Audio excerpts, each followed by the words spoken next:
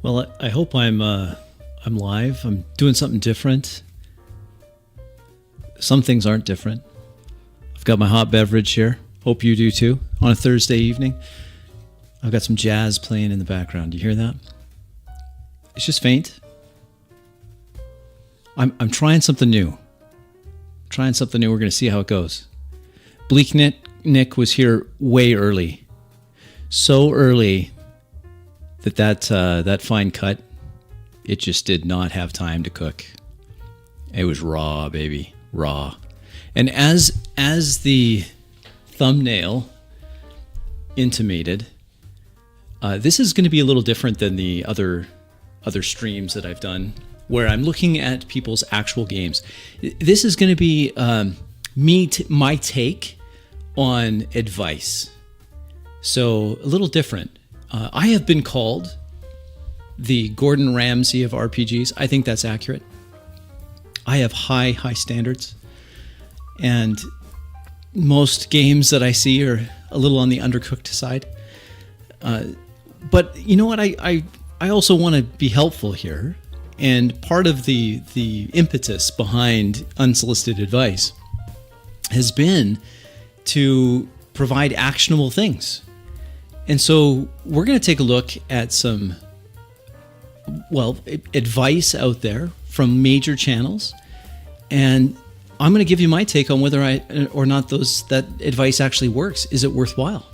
So it's a little different. We're going to take a look at it. Nick, my Brazilian brother, good to see you. Thanks for being here. Common J, hey, glad you could join us. Pull up a chair. Lend me your ear for just a moment. Of course, the man, the myth, the legend, Big Bad here. Hat tip to Big Bad. He provided help with that thumbnail. You're a gentleman. Thank you. And let's keep going. Yes, I'm here. Okay, so this means that I'm live. I should skip down. Yes, okay, people are still here. Thank you for joining us, Ear Trumpet. D20 Play, thank you. Here, big shout out to my friend Max, whose channel just surpassed 1,000 subscribers. Congratulations, Max. Well deserved. Go check him out if you haven't already. I mean, I'm tiny. Max is a bigger channel. You should absolutely check him out. Hey, thank you for joining Ear Trumpet from Australia. That's great. Glad to have you here. John Mecca? I was held up with slow combat. You're absolutely right, sir. I was absolutely. All right. Just checking in with the sound levels. Thank you, Dave. Thank you. Brian is trying. I like the dog, Brian. It's good little profile. Oh, I don't know. I'm an acquired taste. You know what? But so are you, Max. So are you. And that's a good thing. We're different around here. I'm shouting into my microphone. Let me fix that. Tell you, these guys, these old folks like me, we're just a little challenged when it comes to the technology, aren't we? We'll figure it out. It doesn't. You know what? It does. Well, it may. But in some things, quality is what matters. Herbert, good to have you here. What all channels are on the list for future videos? You know what? That's a good question. I've got a few. I was thinking about doing one tonight, but then I got this desire to talk about this subject because of the videos that I was watching about it. So I'm gonna put them on hold. Dungeon Daddies was suggested to me, so I've got that podcast. I'm ready to go on that. Nice. Something relaxing, right? This is shouting? Yeah, not yet. I might get there. I don't know. I sometimes hold... I don't know that it's that unreasonable, really, to hold those that are going to give you advice, the big channels. Why shouldn't you hold them to a higher standard? I don't know. Anyway, good to have you here, Tyler. Thanks for being here. Marzaic, good evening. Welcome. I'm going to start this off here, and before I do that, of course, I have to, for temporarily, I'm just going to fade out the music for now, and we're going to get right into this. Oh, my good friend Bacon. Good to have you here. Check out Bacon's channel if you haven't already. Well worth your time. Well worth your time. All right, let's just let's hide you for a moment, Bacon. We'll come back to you. And this is what I'm thinking, Tyler. Exactly. If you're putting yourself out there as an expert, then a couple things. I want to see your game. Where's your game? I want to see it in practice, in other words. In a previous career, I was a high school teacher, and I loved teaching. I loved teaching. I loved being in the classroom. I just loved it. But you know what? It's a lot. If you want to gain more of the respect of the pupil, you have to show that you have what it takes. You can't just constantly go on, do as I say, not as you see me do. It doesn't work. You have to show that you have it, right? That's fair. I think that's fair. Adept Austin, thank you for being here.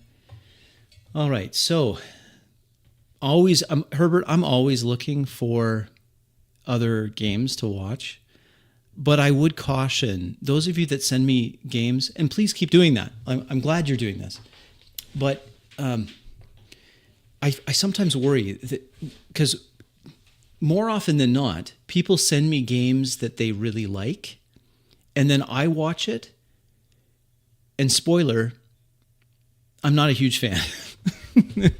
So I'll critique them a little bit, and then I'll have people come back and say, "Well, I mean, come on, you're not really being fair." And well, I don't know. I've given you my view. I think that's fair. But this is where I'm coming from with this video here. I'm going to lean a little more into my Gordon Ramsay. I'm just never happy because I'm holding these people. And I have nothing against them personally, okay? So don't take this the wrong way. I'm not out there trying to create YouTube drama. No thanks. We're all too old for that. But I don't, notwithstanding that I have no personal beef with these people, I do think it's reasonable for us to listen to what they say and then say, really? Really? Is that really the case? Push back a little bit. Crispy can't be Gordon Ramsay. It's too nice. Yeah, that's right. I'm too Canadian to be mean. You know what? This is a problem I have. I'm so delicate at times.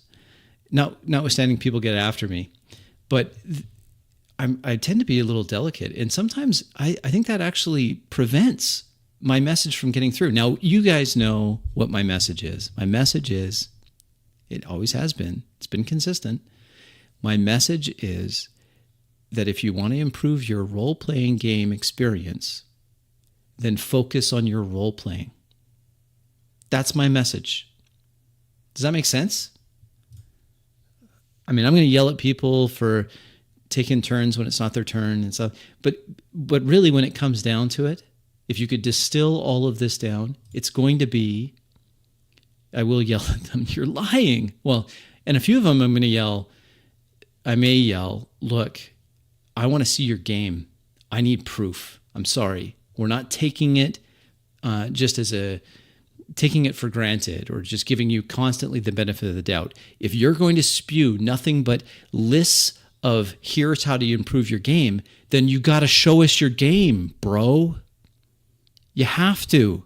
I think you have to. And I actually do have a lot of respect for those advice peddlers that are usually promoting other products too, but whatever. I don't mind. I don't begrudge people for making money. It's just, if you're going to make your shtick be advice, then you better show us a game. And those that do, even though I may not agree with them, at least they put their games out there. Why don't you have your game out there? And we're going to start with someone who, and I've even left comments on your stream or on your videos for this creator saying, could you please direct me to one of your games? I want to see one of your games. And I'm expecting to be pleasantly surprised by just how excellent it is.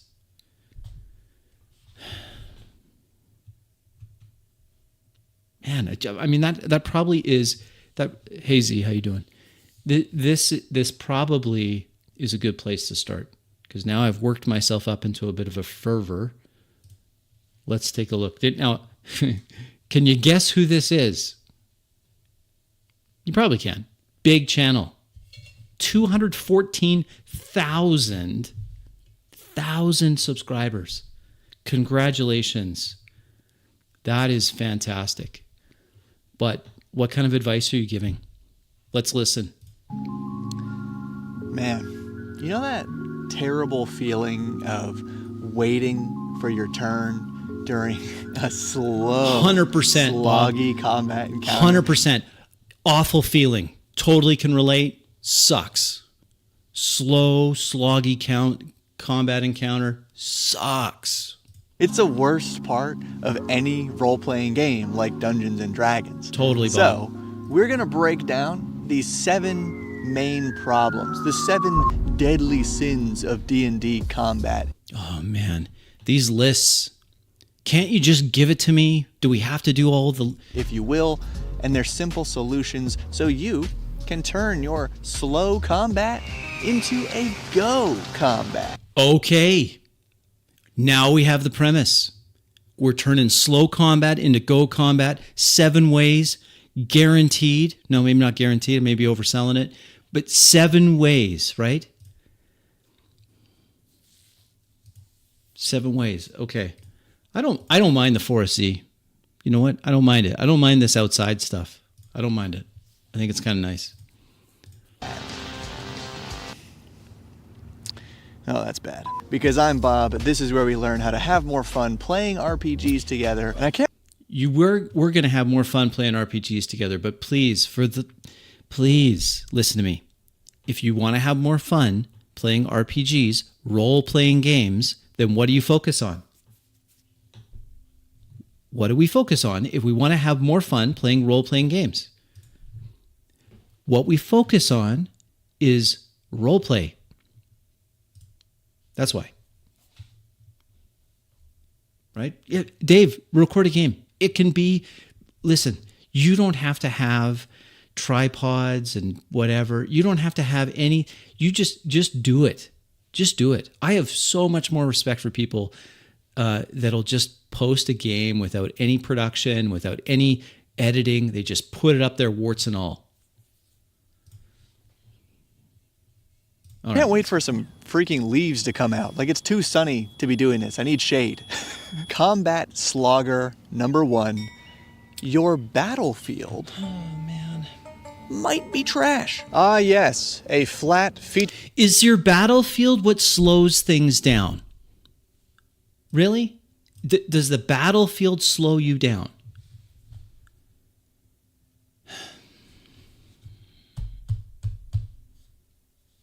Featureless plane with nothing for... Okay, so what you're talking about here, Bob, is you're saying, well, it's boring. There's nothing in the environment to interact with. Okay, fine. But that's not what I can see. Can I scroll down here? Yeah, I can see it right here. Look at combat feels slow. Okay. More things to interact with. This is going to speed up combat. For the heroes or monsters to interact with. Sure, this parking lot of a battlefield is easy for the GM and players because there's nothing extra to keep track of besides the monsters. And this can even be... So is what slowing down your game is keeping track of extras? helpful for beginners or anyone playing a game where both monsters and player characters have so many cool built-in abilities that their stat blocks and character sheets look crazier than my tax forms as a small online business with multiple streams of income. But trust me, it is easier than you think to spice up the battlefield without it getting too complicated. And for Bob, spicing up the bottom, I'm still waiting for the tip. This tip 1 is what? It's just to have more things in the environment with which you can interact. But you haven't answered the question. How do you get players that are just there, passive, waiting for you to tell them a story about how cool they are, completely foreign to the concept of role playing, how are you going to get them to interact with the things? The tightest example of this solution that can easily apply to any RPG. Like, I freaking dare you to comment how this could not apply to your Challenge accepted. game of choice. We turn to Crown and Skull, Volume 2. For What is this? Are you selling me this? a single, beautiful D12 table of battlefield features. Pillars, 1d6. Pillars or tall, narrow obstacles such as trees or statues are scattered here, offering cover or possible knockover tactics. How is that going to speed anything up, Bob? I buy your book, it gives me D12 tables. How is that speeding it up? High and low. Bob, I need to see your game. Please, please post a game. Please, I'm begging you. This battlefield is broken into two distinct areas, high and low, with a difficult rift between. One mass, a single... Okay, so here's what's going to actually happen. Here's actually what happens. So this is going to be my actually ... You read this, and you're just going to get bombarded, Bob. You're going to get bombarded with what? You guessed it. Out of character questions. There'll be 10 or 15 minutes of someone asking questions. Huge object is at the center here. A boulder, structure, statue, tree, or machine that forces combat into a ring around it. And 12 total elegant battlefield designs. Okay, minus the first one, which is just the parking lot fight, because it does have its time and place. Oh, did you hear it? People get mad if I don't leave in a clip of the train. Combat drag number 2. A very basic one, but always worth mentioning. Not thinking ahead. As a player, What? you just gotta... So not thinking ahead. This is planning your next turn? Is that what you're talking about? No. You're still not addressing the main issue here, Bob. The main issue is each individual player's turn is taking too long, right? That's what you said at the beginning of this. You're sitting around the table, twiddling your thumbs, waiting for your turn to come around, finally back to you again. Thinking of what I'm going to do in advance does something else, Bob, and it's not a good thing. Thinking ahead constantly of what you're going to do when it comes finally back to you in a half an hour or so, if you're lucky enough to have a fast game, you're not listening to what's going on in the meantime. You're not paying attention to the other people's turns, the other players' turns. You're not paying attention. You're too busy looking up what you're going to do on your turn. And so then what happens? Well, here's what happens. When it finally does come around to you again, you have to ask questions. Things have changed, and I wasn't paying attention because I was too busy looking up this or planning ahead that.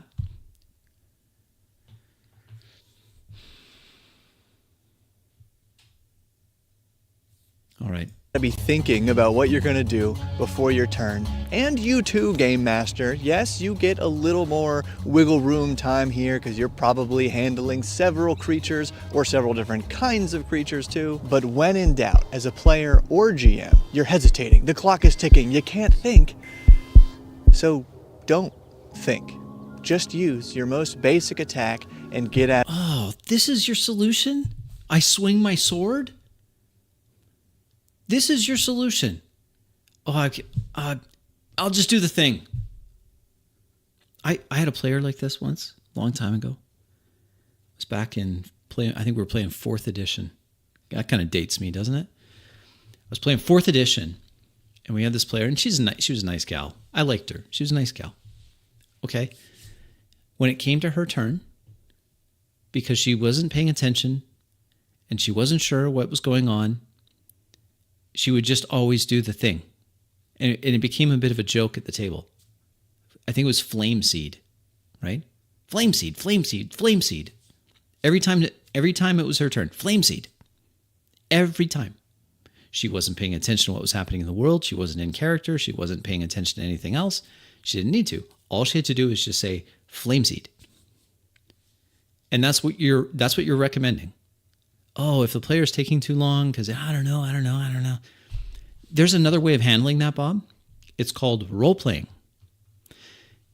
You can role-play a character in combat being confused, not sure what to do, hesitating, panicking. Can you imagine? Bob, can you imagine? Can you imagine that? What do we got here? Adept is saying, no, hold on, I don't think, just do as a nugget of truth. Yes, if it's role-played. But that's not really what he's saying there, is it? Right? Out of the way, and now start planning your big optimal move for the next round. If you chose to watch this video, it's because you believe, like I do, See, Max has got it. That's what I was trying to say. that it's more optimal, aka more fun, to keep combat flowing than to shut it down. Like this video if you agree. Okay, combat I agree. Can I combo like this breaker video? I'm number liking 3. it. There. And you might Proof. not like this I one, just I'm warning you. liked It's the 5-foot grid, man. And Oh, look, no. I'm not anti-battle map, theater of mind only. No, we're about to speed through 4 other kinds of mapping, starting with a bigger grid that still lets you keep 9 out of 10 popular RPG positioning tactics. But bigger grid is inherently faster. Think about it. If you used an even tinier grid, only 2.5 feet, to mark a creature's position even more precisely than usual, you'd suddenly have 4 times as many squares and exponentially more positions and paths to choose from on every turn. And as we just went over in number 2, But Bob, what I would say to this, I mean, on the surface, sure. Okay, you're just going to cut down the counting. That's what you're cutting down, the counting. But you can use a map and not have counting, right? Right? I just think instead of doing this, you just tell your players, describe what people see in the world you doing. I describe you moving.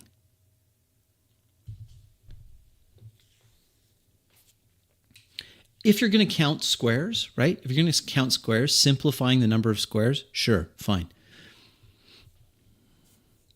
2, more options to think about equals slower turns. So mathematically, bigger grid equals fewer options equals faster turns. And heck, it's almost like I planned ahead.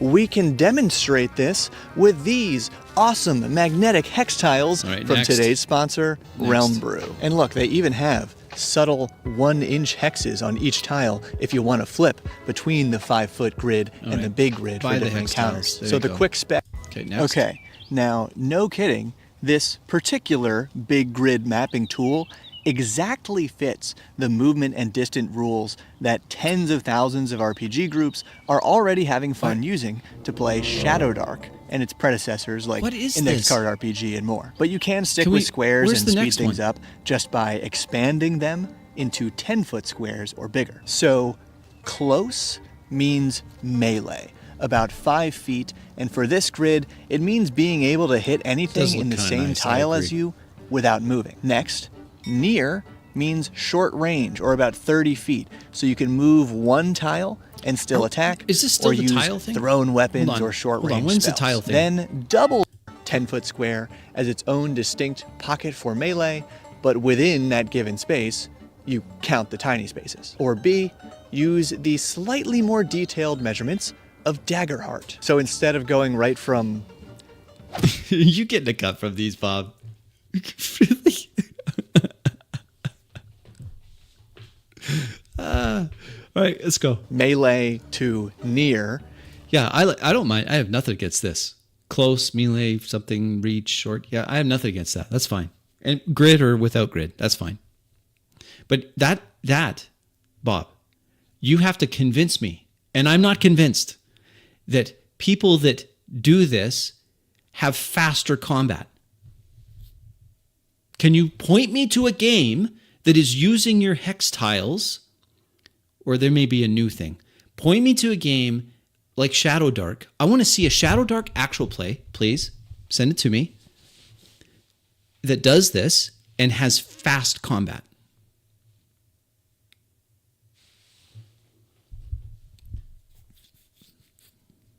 I'm going to be waiting a long time. Daggerheart uses different words and adds one range in between there. So it's melee, very close, Right. close. And instead of relying on a grid at all, Daggerheart measures distance with objects at the table, like the cards, pencils, and paper. But the even faster decision-making map method that my group mostly uses is the abstract map. It just has two measurements, melee or a number of moves away. Okay, that sounds cool. Can you show us your game? I want to see this game session. Please. Is this game session, is this like Professor, what's his name? Professor DM, where you have to pay his Patreon to see his game? Is it the same with Bob? Does Bob have a Patreon? Sound off if you're paying Bob's Patreon and you've seen this game that he talks about. Very simple. And then there's zones. Break your battlefield not into a grid per se, but any polygons based on chunks for movement and accounting for types of elevation, terrain, and... This is all still terrain. That was your first point, Bob. Your first point was terrain. You did the whole parking lot thing. Other interesting battlefield features like we mentioned earlier. Okay, that was a long one. This is not. Combat downer number 4, monsters only go bonk. Yes, while the simple tactic of reducing hit points is technically the fastest way to end a combat, it is... So speeding up combat, again, the purpose here is speeding up combat. So if okay, is the most boring by a mile. So don't overdo it, but just remember to add in some pushing, pulling, pinning, engulfing, throwing. Okay. Okay, we can agree on this, Bob. We can agree on this. Oh, I'm so happy. I don't look it. I'm happy. The reason I'm happy is because what Bob is saying in a roundabout way is that the dungeon master or game master, whatever, should be role-playing the monsters, right? That's what he's saying. The monster should be behaving in a believable way according to what the monster wants. And the monster probably has more tools in the tool chest than just, I hit it on the head as hard as I can. He could be doing something else, right? I think. That's what you're saying, right, Bob? You're saying that. We agree. Game masters, you want things to speed up? When it's your turn or the enemy's turn, role play them. And what I mean by that is you're going to describe what is seen outside. You're not going to do it so many of these games I see. You're not going to give us all of the backstory. You're not going to read us a block text on what the monster's childhood was like. You're not going to do any of that. No. You're going to role play the monster in a believable way, responding to what has happened. Yeah, that's just... Yes, I'm happy. I'm role playing as someone who's happy. All right. Summoning, and maybe the coolest form of this idea, make a boss monster's action take at least one round to resolve. Pointy Hat recently made an incredible video get to about Pointy this, Hat. calling Don't it you battlefield worry. actions, We'll where the get monster noticeably begins some big effect, and then the players, more so than the characters. What? Again, we're trying to speed things up. Just role play. Role play the enemies. Have to figure out what's happening and how to stop it, or at least how to mitigate it before Wait, are we watching... these are video games, right? I'm such an old guy. I thought I saw Zelda. it goes off. Cleanly Link. Sorry, combining not Zelda. a tension-building timer with a cool attack. And I'll give one example right here, but you really must go check out that video, link below. So there's Cleave. Don't worry, we'll get the there. boss raises its weapon, readying a devastating attack against anyone in front of it. No. The first part of this is is fire. Love it. The boss, whatever. The boss raises its weapon above its head. Takes a deep breath. That's it. I'm not real keen on this, telegraphing. Just describe what they see. Maybe what they hear. Not what the future will be. But whenever a creature hits the boss, it turns to face that direction. So okay, you're not telling the people this though, right? They have to just, because they're all paying attention, they clue in on this because you're role-playing it, right? It's about steering this incoming wave of damage, or if you can, fleeing away from it. Oh, but that's right, you can't really flee. Show me games where people run away. In D&D, because just like Pointy Hat said in that video, and like I've said before, and we'll keep saying because it's true, opportunity attacks are bringing your D&D combat to a literal standstill. Why? Yeah. Number 5, this penalty for movement. I feel silly just saying it. This penalty means that the boss monsters are, by default, stuck in one place, or else the characters just get a bunch of free attacks for no good reason at all. And all combatants are discouraged from moving to tactically position themselves. And reality check, if you've only played D&D 5e, most fantasy RPGs handle this rule the opposite way, where the general rule is that anyone can move freely in or out of melee range, but then some fun specific rules and features let you tactically earn that extra attack. I use one called Surrounded. If a target moves away from 3 or more foes, then half of them, round down, can make an extra attack. Done. Now another real simple... Is that going to speed it up, Bob? Let's go back. We must go back. How are you adjudicating that? If a target moves away from 3 or more foes... Is that going to speed things up? How are you going to adjudicate which one of them gets it? On random? Oh, by random, right? You're going to randomize it? So that's another dice roll. Then half of them, round down, can make an extra attack. Done. Now another real simple combat tip that I resisted for years but can no longer deny after watching how long it takes some players to do this. Combat Problat number 6. Rolling dice slowly. This takes a few forms, and the main one you'll hear is how rolling your attack and damage dice at the same time saves a little time. Truly, it only adds up to a few minutes. Well, you're right. This is a time-saving thing. Everyone says this, I think. Everyone says this. Roll your dice at the same time, damage dice at the same time as your to-hit dice. Okay. I've yet to see that actually speed up a game. I watch a lot of these games because I love you people. And I have to say, I don't see this advice, which I have nothing against the advice per se. It's just that I don't see that it makes any measurable or material difference.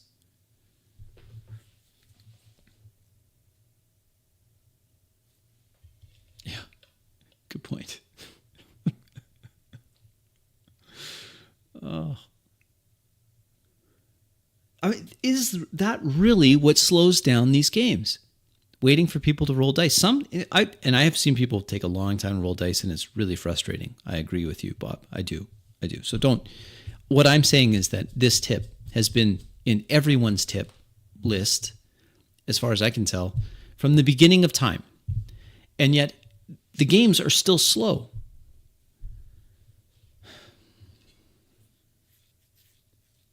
Because the problem isn't so much that the physical rolling of dice is taken. It's the interpretation of the result that is taking so long. It's per session at most, and that's why I ignored this advice for so long. But eventually, I came to realize that when those few added minutes are specifically clogging up the flow of combat, it really brings down the energy. And there's almost never a good reason to roll your attack, then wait, then roll your damage. So just do it all together. But two less conventional forms of this advice include not rolling monster damage at all, as in just using static damage or static plus or minus 1d4 to keep it interesting, and not rolling initiative, which can mean just going around the table or using static initiative like 10 plus dex, using 11 for all monsters, or drawing cards for initiative, or using no initiative at all, see Daggerheart. Actually, I've already got a whole other video about like a dozen different initiative methods from different games, several of which... Is initiative slowing down these games? Is that what's slowing it down? Are faster than the default of D&D 5e. But speaking of other helpful videos, Deadly Combat Sin number 7. Okay, we made it. The heroes boys, we made it. only go bonk. Yes, instead of their only goal being to reduce hit points, I call this idea alternate combat objectives. Wait. I've seen another video about that.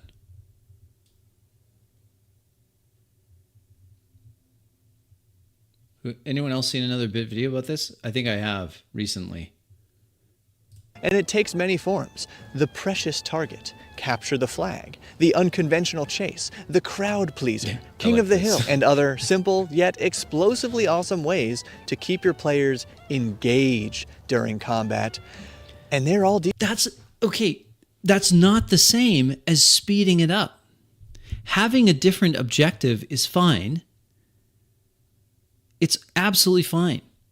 Again, you should be role-playing the enemies, right? That's your job. So the different objectives are totally fine. But we're talking about speeding up combat. How is, you actually have to get the MacGuffin or protect the MacGuffin, or you have to find the MacGuffin, or you have to whatever. Or whatever it is. It's usually just some kind of time. It's an artificial time pressure. I've seen some game masters do things like, oh, quickly, what are you doing right now? And then nothing happens. It's still just as slow as ever. Detailed in this video on your screen. You don't want to miss it, and if you'd like to support this kind of content, join my Patreon. Bob, I feel, you can correct me, of course. I feel like you've made these videos before. And so I went looking, and you know what? I found this. So let's listen to you from 4 years ago. D&D Combat Fast and Fun. By the way, Bob, I do think your new video format, being outside, big improvement. I like it.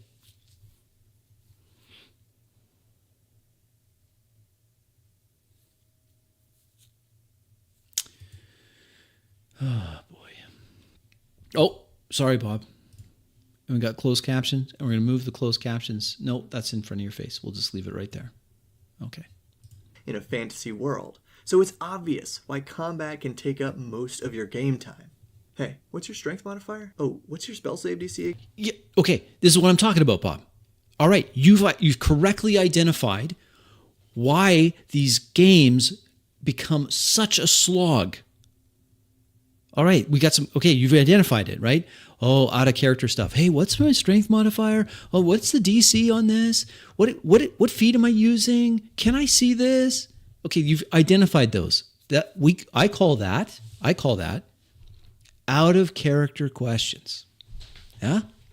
Yeah. That is going to slow down the game. Not just combat, the whole game, the whole experience. It's going to break everything. Again? Wait, what does grapple even do? And the classic. I swing my sword and... Okay, carry the... 7. When we all want more game time to explore those fantasy worlds and have fun, sometimes non-violent interactions with their people. So in this video, I'm going to give you 4 tips and tricks for keeping your combat fast. Okay, four tips. We had 7 just now. This is from 4 years ago. 4 tips. Let's see. What's number 1? Fast and fun. Now roll initiative. Hi, Bob, you seem like a really nice guy. I gotta say, like, he's just a nice guy. But still, we're gonna hold you to a pretty high standard because you're the advice guy. Welcome to Bob World Builder. Hit that subscribe button for weekly guides and D&D tips to make our games more fun together. And in the spirit of togetherness, I haven't we are liked this joined yet. this week by Mark and Okay, you guys can watch me do this. There we go. Did my part. Gonzo from Dungeon Class, another fun-focused D&D channel to share one of their top tips for combat. And I saved one of my best tips for their video, so be sure to check it out. No, I'm after not this watching that one. video, Bob. Link in the description. No. So counting down, number 4 for smoother combat is fight to live. Instead, Isn't that just one of these alternate objectives that you were referring to? Fight to fighting live. to the Okay. death. The player's handbook states that hit points represent a combination of a creature's durability or stamina, their willpower, and their luck. So while reaching 0 HP doesn't even necessarily mean death, most creatures are going to run away well before their hit points run out. Okay, what I call that, Bob? Well, again, I can agree with you on this. Ecstatic. Okay. Roleplay the enemies. Huh? We're getting somewhere. We're getting somewhere. Tip number 4. Roleplay the enemies. The enemies are not mindless unless they're mindless enemies. More interesting enemies will be enemies that have motivations that you can roleplay. Out, especially if a player character deals massive damage or starts casting spells. Because who knows what else that spellcaster could be capable of. Oh yeah, so okay, great. Roleplay the enemies. Some wizard-looking dude starts waving his hands around. All of the enemies now target the wizard. Oh, that's not fair, Crispy. That's what about that poor player? What about the player? You're ruining his fun, Crispy. No. I'm enforcing believability in the world. It's my job. But the best part about fighting to live is it often leads to exciting, dangerous chase scenes that could... Wait a minute. Much better. Exciting, dangerous chase scenes that could attract the kinda cheesy, attention Bob. of even more dangerous But you can edit way better than I can, so. creatures. However, fight and flight aren't the only options. When that bandit throws their weapon aside and surrenders, your PCs have to make an important decision about what to do with this guy. Do they let him go? Do they... I have, you know what, Bob? I got to say, again, we're just on tip number 4, which is tip number 4 is role play. Completely agree with you, Bob. It's going to solve a lot of problems. However, Bob, this thing about, oh, well, when the enemies surrender, how many games have I watched where the enemies surrender? Like throw down their weapons, throw up their hands, plead for mercy from the PCs before they get murdered. Huh? tie him up and leave him? Do they derail their entire quest to drop him off at the nearest town guard, or just take the easy and evil way out? Surrendering, running away, and seeking help are all more interesting options than slowly whittling away at hit points. But what if I told you a zombie doesn't have to have all 22 of those hit points? That's right. Tip number 3 is tweak the numbers. Couldn't you just say tip number 3? Play a game that's faster? The hit point attrition is the problem. That's what's making your game slow? I don't know. I'm not convinced that that's the main problem. I think it can be a problem. I'm not convinced it's the main problem. But if you're going to tweak the numbers, I mean, why don't you just try a different game? Ah. The numbers in Where a are stat we? block represent the normal statistics for a creature. You can change them however you want. And if you want to keep your combat fast and fun, try lowering enemy HP and AC or increasing their attack bonus. Dropping total HP makes combat faster whether or not you're fighting to the death. Just play a and you different can even game. create super low HP minions that go down in one hit for super cinematic combat. Yeah, I liked that on 4th edition. They had minion rules. Great. It was great. Why not do that? That's a good idea. It's a good suggestion, Bob. I like it. Plus, changing Other than it does kind of like Just play a different game. AC and attack bonuses means fewer misses and more hits. DMs, players, nobody likes to miss during combat, and sure, you can still describe every miss as a glancing blow, but unless you're rolling damage, that combat does not progress on that turn. Tweaking the Why not? There's other objectives. Couldn't you just roleplay? numbers can also be a fun world-building exercise by making you consider, why is this zombie weaker than normal? Maybe it's missing an arm. Maybe part of its brain is exposed. Describing a few little details makes this fight more immersive and hints to your players that this isn't just a normal old zombie. It can, Bob. I completely agree with you. So far, I'm liking this video more.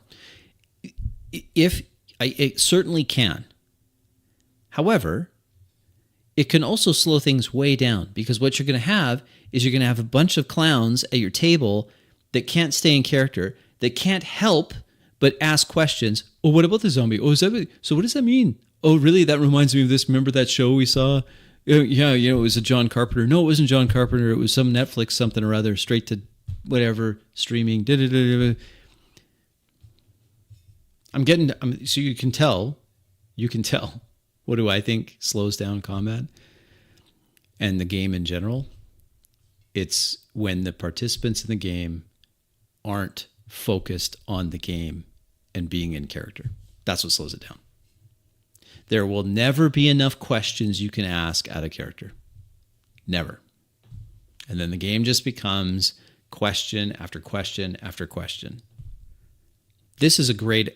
back to you, Bob. I like the idea that they're not all interchangeable. The enemies aren't just, bandit number 17, indistinguishable from bandit number 16. But if you are really concerned about speeding up the game and combat especially, then you have to stay in character. You can't come out of character. You have to be in character as much as you can. That's the solution. This is unknown. It's new, and that's exciting.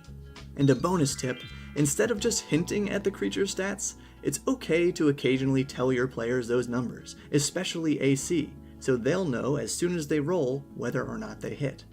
And hey. Okay, that's fine, Bob. However, I have nothing against that. But if you're going to do that, if you're going to say, okay, AC 14, and just quick like that, AC 14, then I expect from there on, the players just tell me their turns, what happened. I hit this much damage. I sliced at his head, this much damage. I fired an arrow that went wide. Right?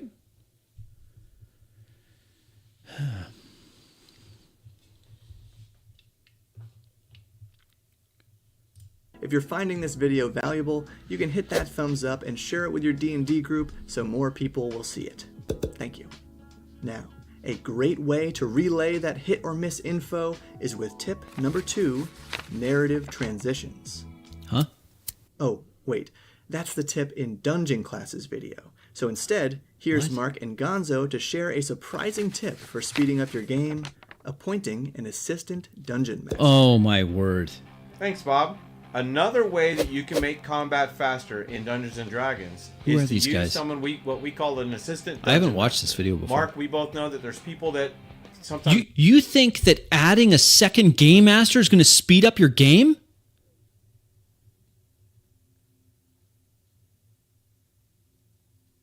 don't always want to play. I need to know. Do you have some games posted? Who's this guy? I forgot his name. I'm sorry. What's your name? Oh, I love the art that they have on their wall. That's like true art. I like that. What else we got here? Cobalt Press. Got some things on the back shelf. Dungeon Class. This is Dungeon Class. I need to find out if Dungeon Class still exists, and if Dungeon Class has some games posted. I'm going to make a note for myself. Hold on, I got to make a note. Dungeon Class 2 GM game is what I'm looking for. See, they say that's going to be faster. Dungeon class says adding a game master as an assistant game master is going... Dahlia, good to see you. Is a second game master going to speed up your game? Play the game. They may be not interested, but they may be okay with just keeping track of some things, What? or helping the dungeon master out. Could be someone who's learning the game or actually wants to be a dungeon master, and they say, can you kind of show me what you're doing behind the screen? And that's a great person that can help out as an assistant DM. Now, but here's the question. What would an assistant DM do?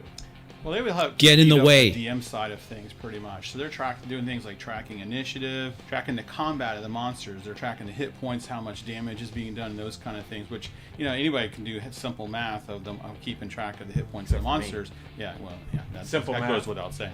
But if they feel really comfortable, they could really maybe actually work the big bad evil guy. They're often complicated. They have lair actions and things. Good to see They you. can learn how all that works and make sure that they play the evil guy to the full maximum capacity. If they just focus on that would speed things up quite a bit, so you're not fumbling through looking things up. Is adding another player going to speed up your game?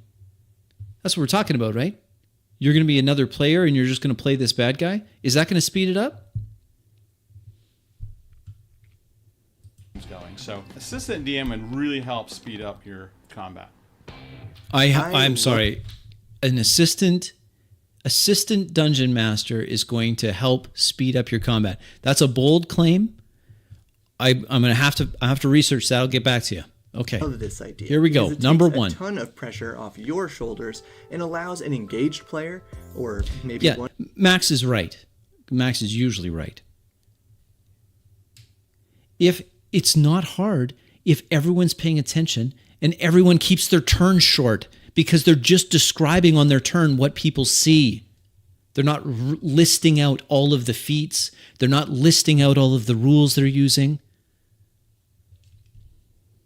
One who's bored because they need more to do to feel more involved. And Dungeon Class has an entire video on assistant DMs over on their channel, so check that one out DMs? after That sounds you terrible. watch my tip in their combat video.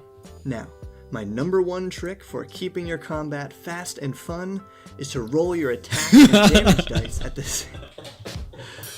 Okay, bad joke. Rolling attack and damage dice together, using average monster damage instead of rolling, and every alternative initiative method I've ever heard, even getting rid of initiative, are common tricks for speeding up the game. But in my experience, Oh, none of good. them Oh, you had me there for a second. Okay, Maybe good. I need to do a video. You had me. about Bob, you had me. You had me. I thought, oh, great. You kidding. But yeah, you're right. We should just kind of laugh at that. That's true. All right. So that's not that. That was, yeah, you got me. Yeah, good on you, Bob. Good on you. Like that. bad D&D advice to look out for. Anyway, one good tip I haven't brought up because it needs its own video is using theater of mind instead of a grid. But Okay. the actual number one tip for smooth combat is be prepared. What? What do you mean? What do you mean be prepared? Just like I said in my video about Be tips. prepared for what? Like scripts? Thanks for dropping in. Appreciate you dropping by. I have to turn that auto feature off. Oh, whatever. All right, so prep. Prep is going to make your game faster. Tips for DM prep here in the cards. You have to look up your creatures before the session and take notes or have an easy way to look them up while you're playing. But it's not all on you. Remind your players to review their spells and abilities. Reward the ones who are always ready to go on their turn, and read the room. If everyone looks bored, it's time to wrap it up. If or throw everyone looks bored, congratulations, you're playing D&D. Right? Congratulations. an explosion. So let me know in the comments what is What? All of that? That was... All right, Bob. Oh, Bob has a Patreon. Okay. Maybe Bob has a game on his Patreon. Any of you Bob the World Builder super fans, just let me know, have you seen Bob's game? What's it like? What's it like? Oh, and there's a link here to the new one. Okay. Well, Bob, there were some things we agree on. The main thing we agree on, Bob, is that your enemies should be role played. Totally agree. What else we got here? We got the dungeon coach. Okay. Dungeon coach is going to tell us, what is he going to tell us? Dungeon coach is going to give us 5 tips for faster combat. DM tips to speed up D&D players. Part 1. Okay, well, we'll see how part 1 goes. We're not going to get ahead of ourselves, but part 1. Now, this is from, what is this, 3 years ago. This is the author of MCDM, right? MCDM. I'm curious about it. I've watched some of your gameplays.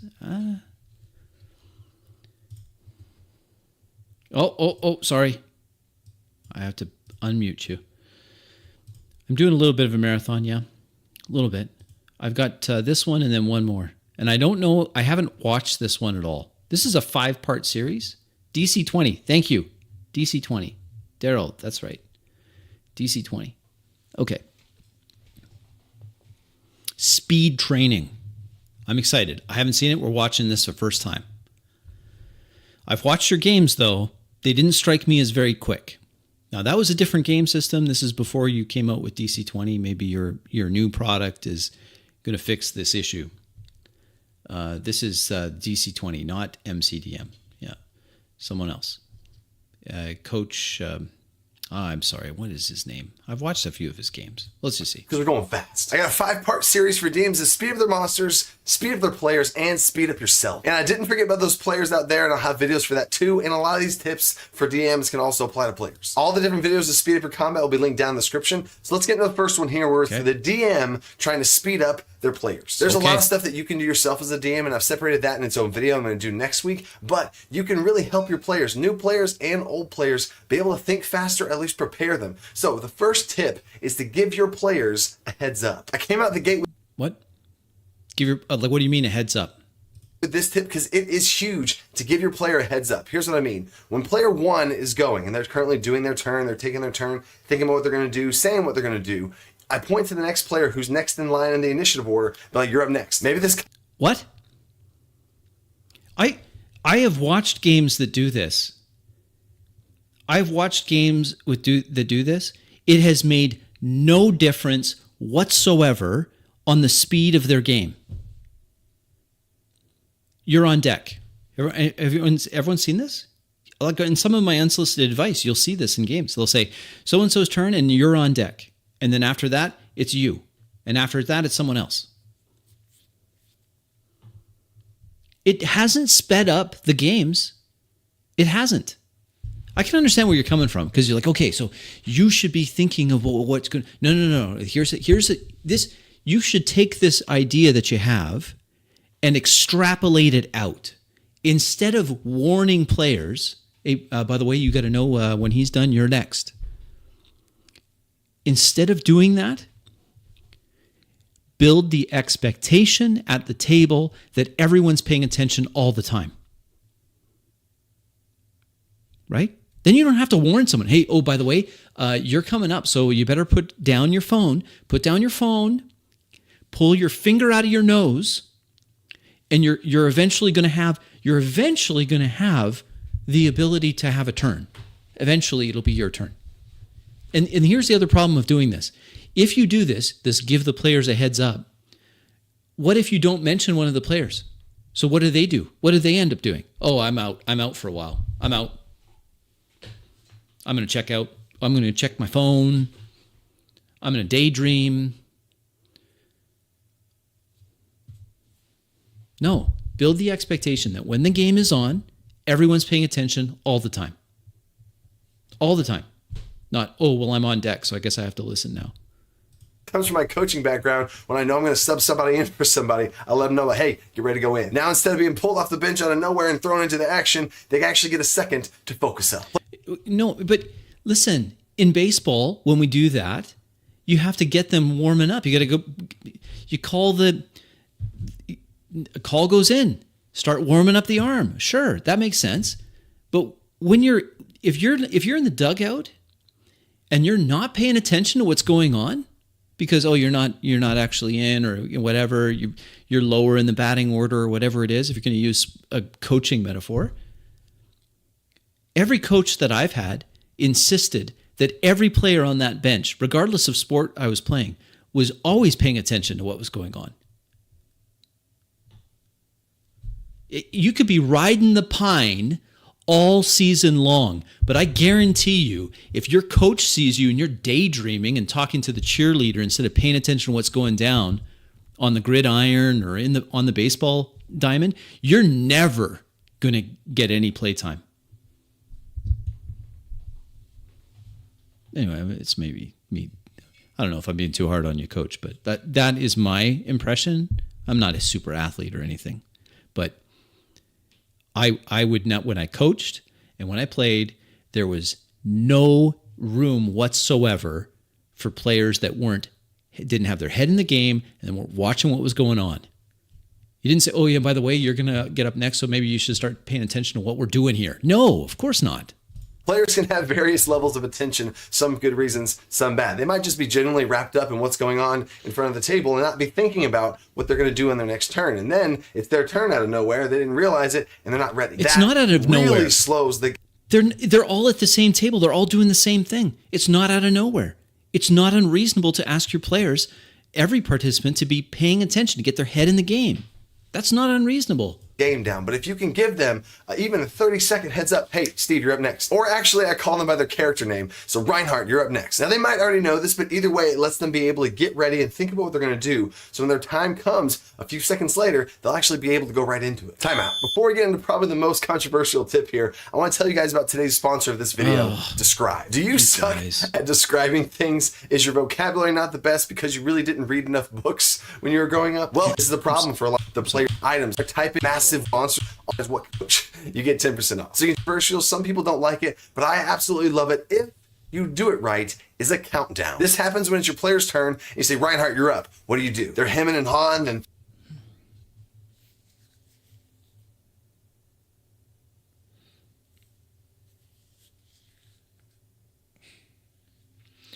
Reinhardt, you're up. What do? Did you have to do that? Didn't that slow down the game? Shouldn't you just be able to look at that player and he goes or she goes? Why do you have to ask, what do you do in order to cue them to do something? Shouldn't they already be engaged? And then you're going to give them a countdown? You're going to have like a little egg timer or something? Get a little hourglass? Hey, we're going to see how quick you can go?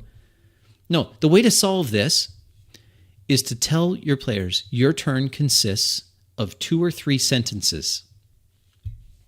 That's your turn. Oh, but what about my actions? Yeah, just describe to me what your actions look like in a sentence or 2.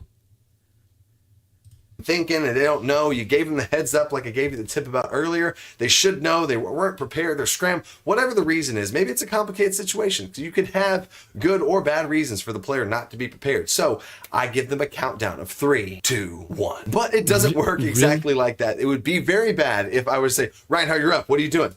3, 2, it's not like that. It's not that stressful, okay?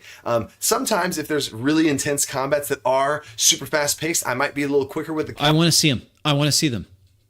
Can you show me your super intense fast combats? Can I see them, please? Please. I'm begging you. YouTube, please.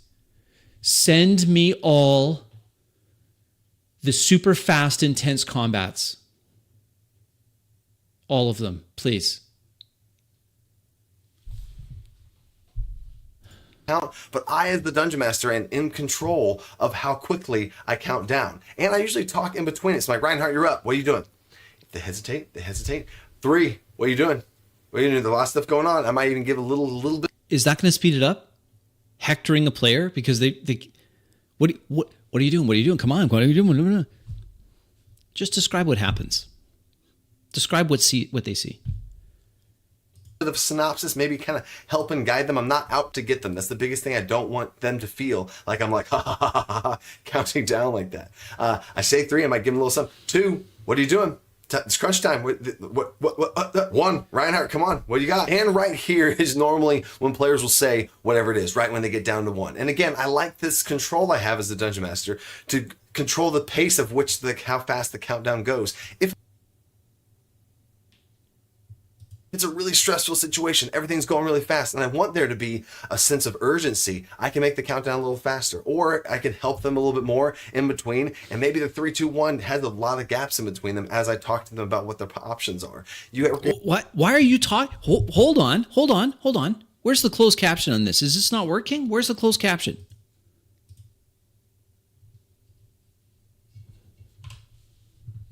What did he just say? Maybe the 3, 2, 1 has a lot of gaps in between them as I talk to them about what their options are. Why are you talking about what their options are? You wanted this to be fast, right? How is it ever going to speed up combat if there's multiple people that have to play that one character? Stop giving them options. You are not the one that has to give them options. They create options. What is this? This multiple choice gaming, this A, B, C, A, B, C.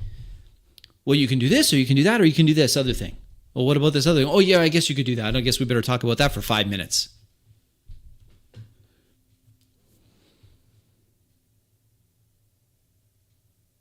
Is this called spurging out? Am I spurging out? You are in complete control of this as a Dungeon Master, because you also want to know your players. If your player doesn't respond well to stress, and they're going to freak out, and I don't want them to feel that way, right? So know your players, know the situation, know the setup. But I think this mechanic or system or whatever you want to call it is important to have at the table, so they know they can't just sit there and take forever and just do it. As soon as you do, right? Because I'm role playing the enemies, and if they do nothing, what happens? The enemies get what they want. This as soon as you do this 3, 2, 1, even if you do it slow, even if they just know it's a thing, people pay attention a little bit more whenever they know something can happen. And we'll get into what happens if you actually get to 0 here in a second. Yeah, see, this is the problem. Is that people say, well, can I do this? Can I do that? What could I do this? Hypothetically, if I were maybe to somewhat look over, if I kind of look over to the edge of the roof, and then I can I look down, and if I did that, could I then maybe see into the room? Maybe.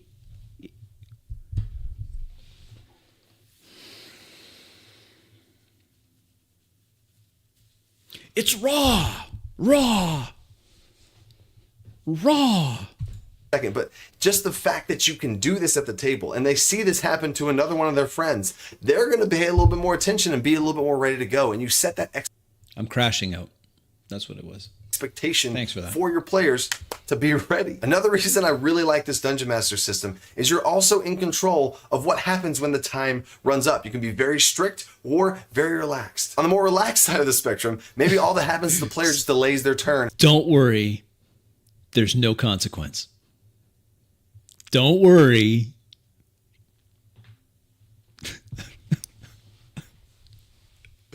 Dude. By 1. So the next person goes, whether it's a monster or another player, they go and say, be ready, Reinhardt. Now they have a little bit more time to collect themselves. Then you go right back to it. Or if you want to be a little bit harder on them, and personally, these are the options I like to do, is you can give them disadvantage on whatever they're doing that turn because they're so frantic and last minute and they're scrambling. Or you can give them parts of their turn. They can only do an action. They don't get their bonus action. They get half their movement speed. Whatever would symbolize that panic. Okay. In the moment. And let me clarify. But here's the thing. Why do you have to impose that? Couldn't the players role play that? This is why I don't like coddling players either. Hey, I noticed you didn't take your bonus action. Do you want to take your bonus action? Oh yeah, right. I didn't take my bonus action. I guess I'll take my bonus action now. Oh, I didn't take my bonus action last turn. Can I do this now? The answer is a resounding no. If you didn't say it, then it didn't happen. Clarify this real quick because I'm just have them role play. Just you're in character, stay in character.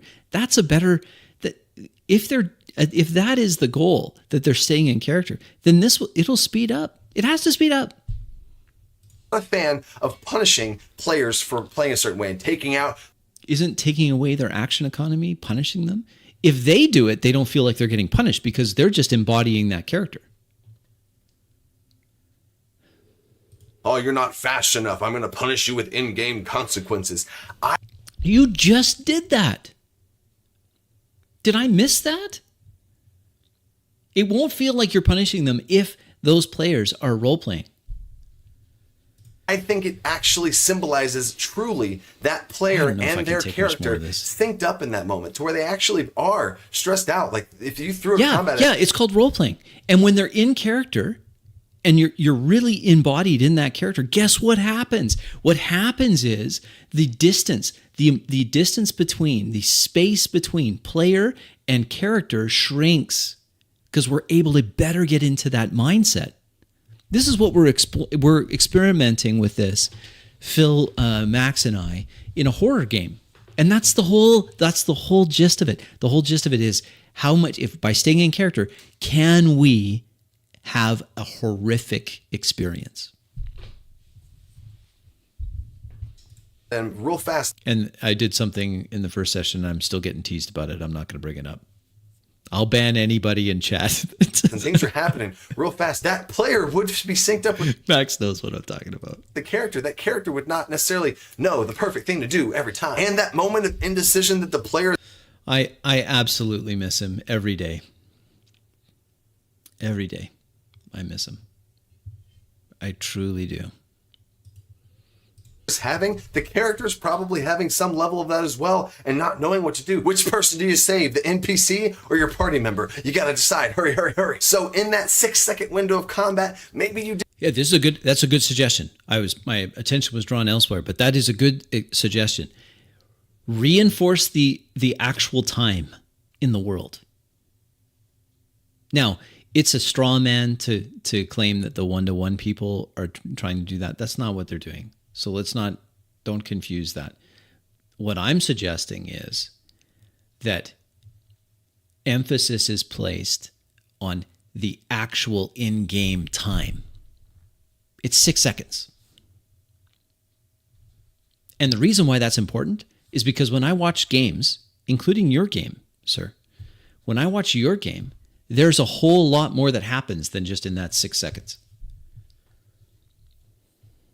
Didn't have the perfect optimized combat. You don't have time for bonus action. You were too busy thinking of which one you the player is in control of that though, right? You don't have to do that. do, and then when you finally act, all you get is a section of your turn. Or another option, if you want to go back to the delaying thing, is they just now go the very last of the round. You can have them reset in between and they go back to their initiative order, or they have their new lower initiative order. Or if you're a super mean DM, you just take away their turn entirely, which I in general do not do, especially in combat scenarios. Now there are skill check scenarios where something happens really fast on the fly. What do you guys do? And why do you guys do? No. You don't have to. You don't want to do that. And they have this really short moment to react, and if they don't hit that moment, then maybe they missed out on that skill check or whatever it was. But again, know your group and use these sparingly, and don't all the time. Okay. Every single combat, you're all up on them and stuff, yelling at them and counting down at them and stuff. That's not the thing I'm going for here. Hopefully you see the picture here, and you can use this as you see fit. Number 3 is the shut down unnecessary table talk, 100%. whether it's on topic or not. Now, off topic. Preach it. Table talk is a whole nother topic of a video of having your players be focused and engaged. But that's, I think, the part of the Dungeon Master to be able to bring in the players and engage them in the story. So I'm not really talking about that as much as I am players sitting around the table. What? We're not going to excuse any table talk. Talking about the fight of what they should do or what you should do, or in this turn I can do this, and this 100%. Turn you can. Some of that's fine in a lot of ways, and whenever the combat first happens, I'm a little bit more lenient with it. No, none of that's fine in no instance unless it's in character. That's kind of the thing that you, again, have to feel as a Dungeon Master. No. But if we're going, I don't want them to sit there and just be chit-chatting about, no, you can't do that. It just slows things down. So again, you have to know the type of combat you're giving them and what you want them to be able to do. Do you want them to be able to have some table talk beforehand? I've heard No. Unless it's in character, no. The answer is no. It's always no. It always will be no, unless it's in character.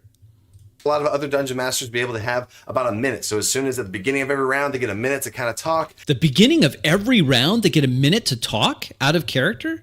Are you kidding me? No, You were so close. You were so close. He was so close. Oh.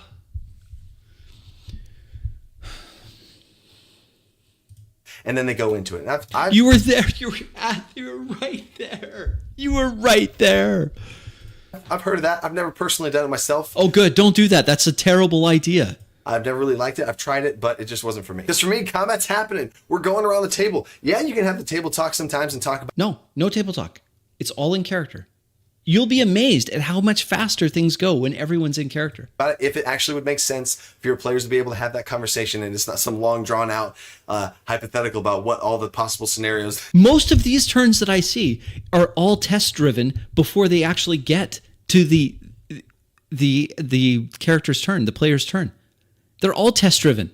Can I do this? Can I do this? What happened if I did this? No table talk. None. Not unnecessary. I would, here's my thing. Usually I just yell at people that it's not their turn. But the main thing, I don't yell at people. Only strangers on the internet, just like every other normal person. So I build the expectation. I mean, back to here. I'm going to put this back up. Look at that. I'm learning this OBS thing. We're getting there.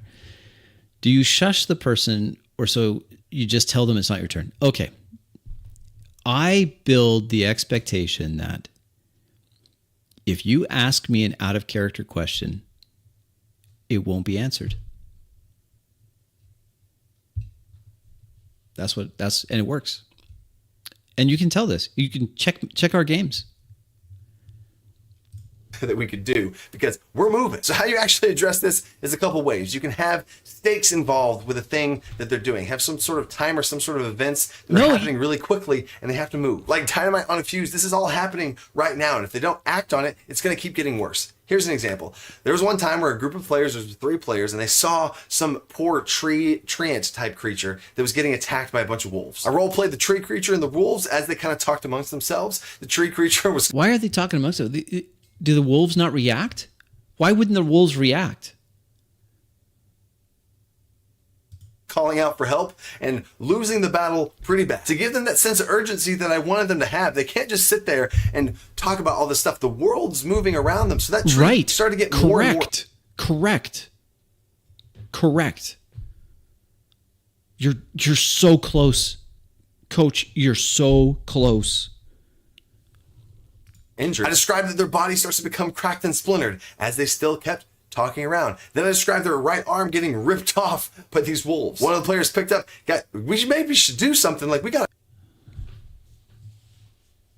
to... How long did you let that go on? Go. I was about 2 more description moments away from killing the NPC as they all just sat there. The timing of this is also very similar to the 3, 2, 1 countdown thing of when you do the next thing. But they jumped into action and saved the treant. For the rest of the sessions they had with that NPC, that missing arm was a lingering reminder of their inaction. And side note, one of the players that felt the worst about it was an artificer, and he role-played, chose a multi-class into druid so he could artificer druid this tree's arm back on. Super awesome. Number 4 are player responsibilities. You know how in elementary stuff, maybe this is the teacher in me saying this, in elementary there's like... what is it with us teachers?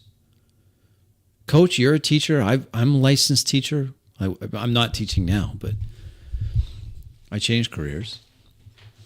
But I love teaching. And no, I wasn't forced out. I just had another opportunity. So I seized it. But what is it with us teachers and being game masters and dungeon masters? It's always these teachers, right? That's right, Tyler.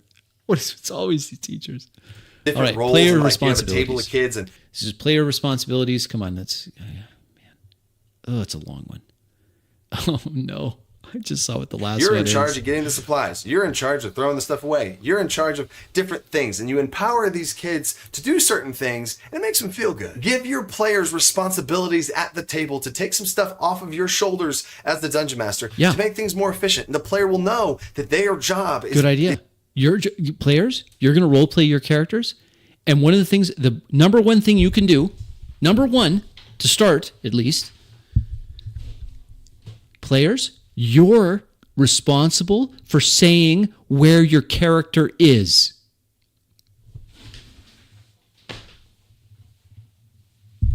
Thank you very much. Solved a lot of your problems right there, sir. Right there. Right there. It is not my job as the game master to move you guys around. That would be fantastic. Are you going to go there? Let's see what it is. It's actually felt at the table. They are making things more efficient. They feel part of this whole thing, and it also keeps them more engaged because they're looking for that time when they need to do that thing. They have a sense of responsibility and engagement for whatever that thing that they're supposed to do is, and they're going to be looking. What is the thing all together now? Chorus, everyone. Okay. What is the thing? What am I doing? I'll do 3-4 time. What is the thing you're supposed to be doing? You're supposed to be role-playing. You can help me out immensely by staying in your character. In fact, if you could just do that one thing for me, my job is going to be so much easier. So much easier. Looking out for it and feel good when they do it because they know they've helped. My favorite examples of things that I have my players do are condition markers. I have those little plastic condition markers with little colored rubber bands or whatever, put on the minis or take off the minis whenever people fail or succeed at different saving throws. They're in charge of that thing. And I've had players... What? No.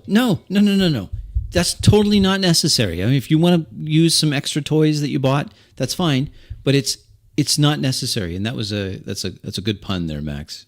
It's a good pun. But it's not necessary. And you know why it's not necessary? Because the one job the players have, the one job is to keep track of what's happening to their character. Easy. One of the players that I assigned this to, originally we had little rubber band things, and they actually went and for Christmas, for their birthday, they asked for these status marker tokens, and they upgraded their own status marker tokens, and now we had really cool ones at the table. Another one you can do, I love this one, is I gave one of the players, had a little bit of artist in them, a box of dry erase markers, and set it up next to them at their little setup at their table. They just had a little box of markers. So anytime the terrain changed, something fell, a tree was moved, a spell was cast that had some sort of area drawn that we needed to see, they would bust out their marker, whatever color best fit the scenario, and they were able to draw the little thing on there. And I showed, and we kind of worked together. I gave you working together for him to draw it in the moment. Is that speeding things up, Coach? Is that going to speed it up? No, no, not like that. No, it's a little bigger than that. No, redraw it. No, you totally messed it up, you idiot. Get the other marker. Jeez. Pass the markers to the other guy. You're done. That's speeding it up? Really? Gave out the little template to show where it goes or whatever, and they would draw it out there so we can kind of see everything that's going on, kind of like the condition markers, labeling stuff. And then when it was gone or the spell was over or done with, they would go in and they'd erase it, all that kind of stuff. So now as I'm describing the cool spike growth that the druid just cast, they can get the brown marker out, draw it, and put a little bunch. Great. That sounds super fast. Super fast. Instead of them just imagining it. No, you better draw it out. No, you know what? You suck at drawing halls. Give it to someone else. No, not quite like that. No. Okay, yeah, now it's super fast, right? As we stop and wait for someone to draw something on the table.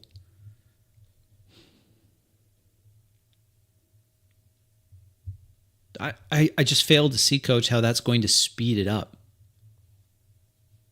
This is tips to speed up the game. How is that going to speed it up? In fact, I had a player that they, just for themselves to better visualize what's going on, he had a little scratch piece of paper and he would sketch things out for himself. That was fine. Oh, boy. Just spikes on the map. You can also do stuff I haven't watched this before, by the way. This is the first time for me. Like this online with all the digital apps and stuff that you have, is have people in charge of those different things and give them permissions to be able to do and manipulate stuff. And another example you can do both in person and online is be able to have somebody in charge of all the dead tokens, right? So anytime something falls and is dead, they take it off the battlefield and they kind of collect it off on the side next to them. Sometimes, if it was important enough. How much time do you think that's going to save? I'd have them replace the dead body miniature with one of those little pebbles. These little stone things. These are my first miniatures I ever played with. So other things I've heard that Dungeon Masters like to give their players, but I do not personally, is to track health and stuff. To give a player the ability to track a monster's health and armor class and all that stuff. You don't tell them all the stuff. You don't show them anything. You do all that behind the screen still, but they can add up and track how much damage has been dealt to each creature, and you know what the total health is. And then they can share that with everyone else at the table because everyone else can see the health bar above the enemies. I'll let you know, and as soon as it actually dies, you tell them, ooh, killing blow, and you know about the half health, and you can describe all the conditions and stuff. You have all the stuff like armor class still behind your screen, but usually whenever somebody exactly hits the armor class, I say that that's what the armor class is. And a lot of players do this anyway. I do this myself when I'm a player. I'm all crazy writing all the stuff down. So yeah, metagaming, sure, yeah, whatever. We already talked about this, but the problem is it's not taken to its logical conclusion. If the players know what the armor class is, then why are they still saying that's a 24 and this one's a 17 plus 2 plus this other thing and then bardic inspiration and then that's going to be a 22, and they've known for how many rounds now that the thing has like a 14 AC or something, and they're still every time that's going to be a 30. I still see them doing this. Again, I because as much as these types of videos, not my video, of course, but the Dungeon Coach's video, where it's talking about advice, this is the content. This is the real D&D tube. Very few people, just people that love their subscribers like I do, will watch games being played. Now, why is that?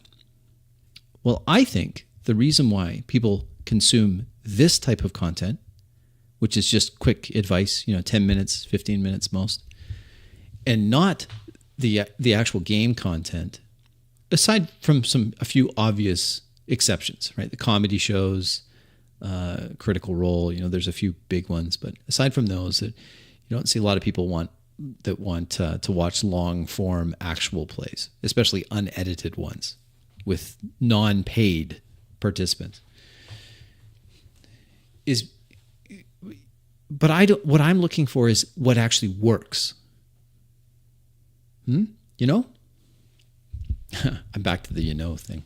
Verbal tics, gentlemen. Verbal tics. Maybe just that type of player, just let them do it for the group and not worry yourself. And another cool responsibility would be to let one of the players track initiative so that they can be the ones, kind of like we talked about earlier, that they can say who's up next and what's going on. Now, that one I really like to. Initiative doesn't have to be a problem. It's a problem when people aren't paying attention. And why aren't they paying attention? Because your game is so painfully slow. To have for the first reason that I said. So I think it's kind of crazy to give that the flow of the game. I like to see that and have that and run that.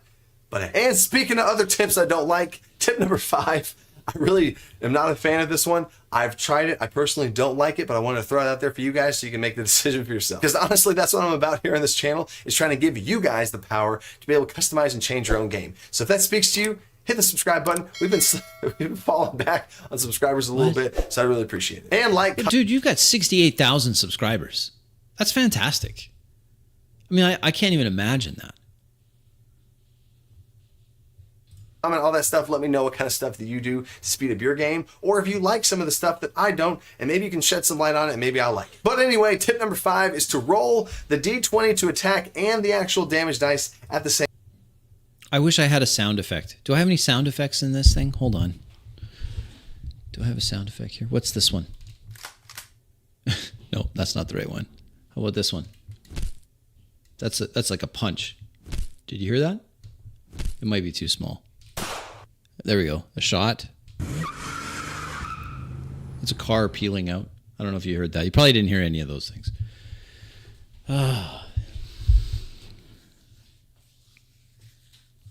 Can we skip this one? What do you think? Can we just skip this one? Same time. So if you're a barbarian making one great axe attack, you'd roll a D20 and a D12 at the same time. You'd be able to say 17 to hit. Wait, you said you didn't like these.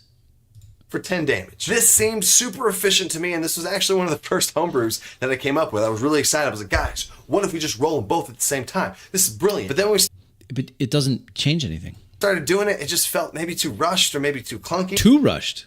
I don't know. There was times where, okay, now you have multiple attacks and now you're rolling them and then... You know what? We're skipping it. Thank you, Dungeon Coach. We came real close on a couple of them. Really close. And good luck on your game. I hope it goes really well. DC 20 is his game. We're skipping this. Going to the next one. Now we're really going in on this. This video has 607,000 views. It was only a year old. Pointy Hat, 450,000 subscribers. Okay, here we go. Here we go. Do we have closed captioning on this? Yeah, we do. Applause. All right. Here we go. I have not seen this video before. I just looked for combat is boring, combat slow, how do you fix it? And I looked for the most views, and this is one of them. This is huge. Oh, sorry.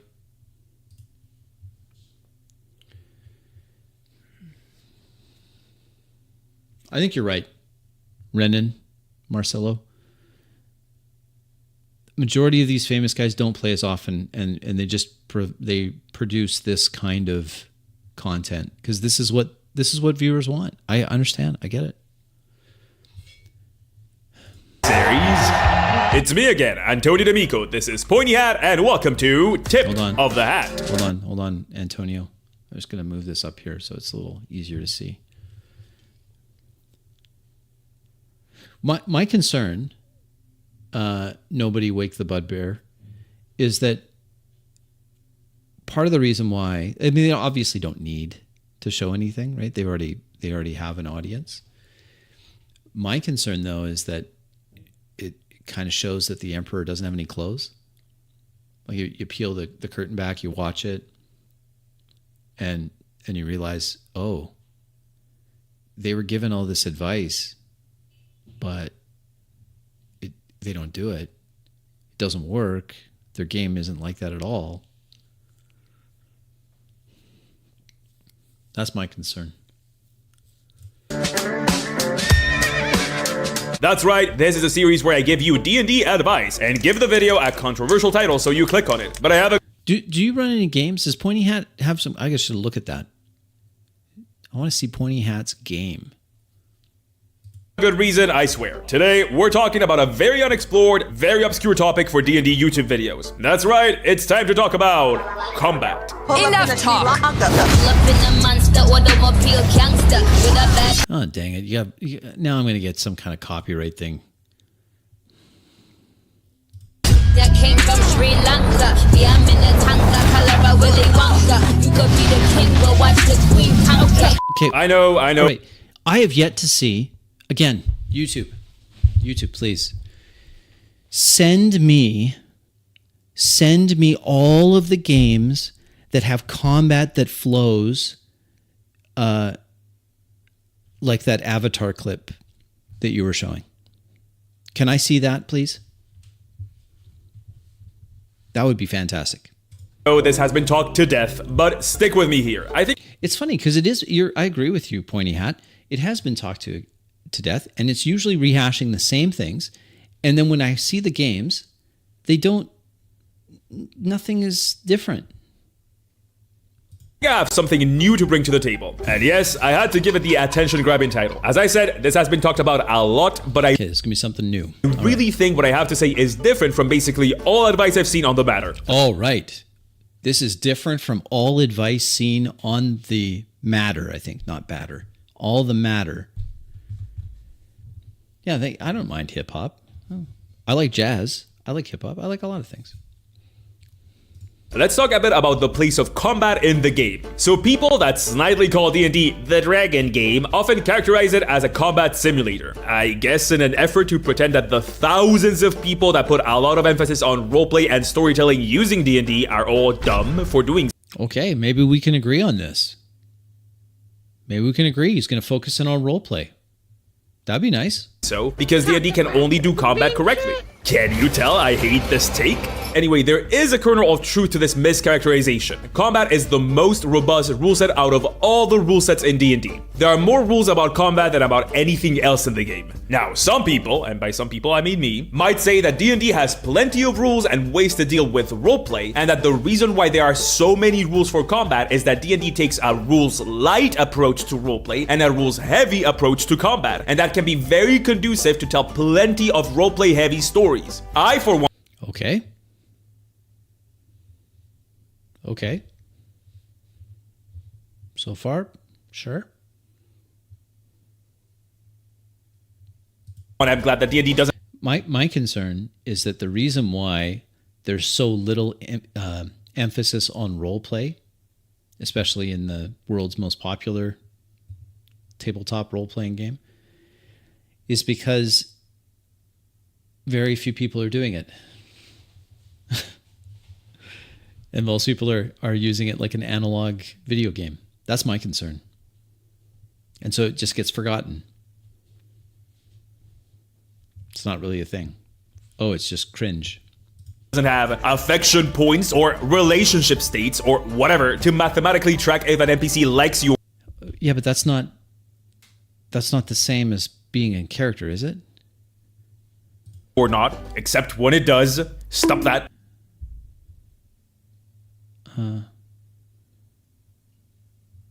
Okay. D&D's combat system is deep because it wants to give players a deep combat experience. I really You can get a deep combat experience while role-playing.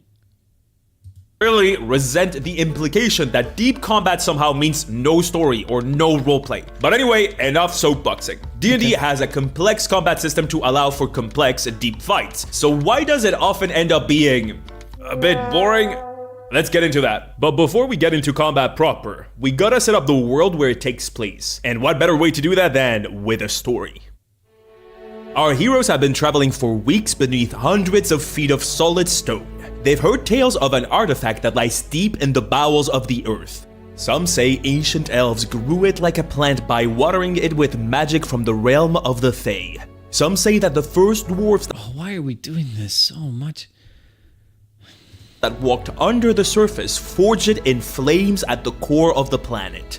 And some say that the artifact is divine in nature. No matter the origin, the truth of the current situation is that after a long, arduous journey, the party stands before the object they've endured so many hardships to find. The World Anvil, an object capable of creating everything and This better not be an ad. anything. Now our heroes can bring to life anything they could ever think of. Animals, people, towns, nations, continents, entire worlds. But how would they possibly keep track of all of that? How would they organize it all? And in a convenient way? Well, that's exactly what World Anvil is for, and you can access this power yourself. You're kidding me. That's right. You're you don't have kidding to me. journey to the abyssal depths to find it. World Anvil is accessible to you from the What is this? You're kidding me.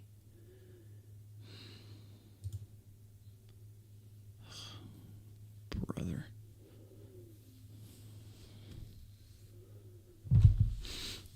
Yeah, big bad. Got him. Got him. We got him. You're talking about someone giving someone a hard time because they're playing Pathfinder. They like Pathfinder. Yeah, it's an ad. Dang it, it's an ad. Boy, oh boy. My little comment thing is going crazy. What did you guys do? Did you break it? Sneaky evil hat man. Yeah, that was sneaky. in D&D. There's no one reason for combat to feel boring, as the 1,000 videos on the topic clearly point out. So let's be clear, I'm not going to spend the rest of this video telling you to make your terrain interesting, or make sure your enemies Ooh, move. shots fired, Bob. Shots fired. Pointy hat's coming after you. Wait, this was 2 years ago? Oh, never mind. Move and keep the fight dynamic, or make your fights relevant to the story, or cater to your players' abilities instead of actively nerfing them. Plenty of creators have made great videos on all of those, and I'm just gonna link a bunch in the description. Check those out later if you haven't, they're all good. No, I'm gonna concentrate on something that I've seen people talk about in passing, but I've never seen someone really go into detail. Staying in character? Please say staying in character. I will subscribe. if you say staying in character. For. And I think this one thing makes such a difference as to Oh, it's got to be staying in character. It's got to be. how combat feels and adds a ton of variety and interest to your fights. And Yes, being in character. He's going to say being in character. Listen, he's going to say it. No, really. You can see my eye twitching. He's really going to say it, guys. He's going to do it. that's a combat's goal. Oh, for crying out loud.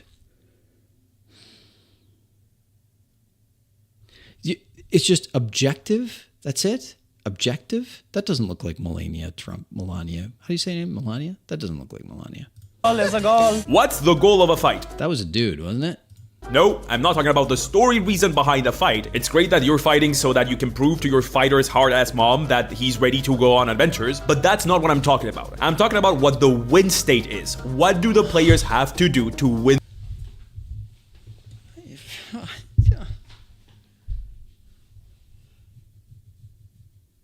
Oh, really? A win state?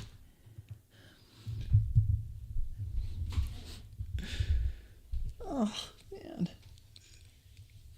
In this fight? If this question sounds dumb to you, you are Yes. exactly the person this video is for. Me? Most DMs Yeah, you're right. Alternate win conditions. That's all you need is alternate win conditions. What's wrong with you people? You just get yourself some alternate win conditions, and then your games, which suck, will suddenly not suck. It'll be amazing. Alternate win conditions. Hey, if you buy my book, it's got these charts. You roll a d12, it gives you an alternate win condition.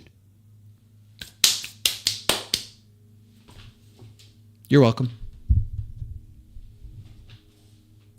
run combat with one win state and one win state only. The players win when the enemies are unconscious or dead, and the players lose if they are unconscious or dead. Before I say anything more than that, I want to make one thing clear.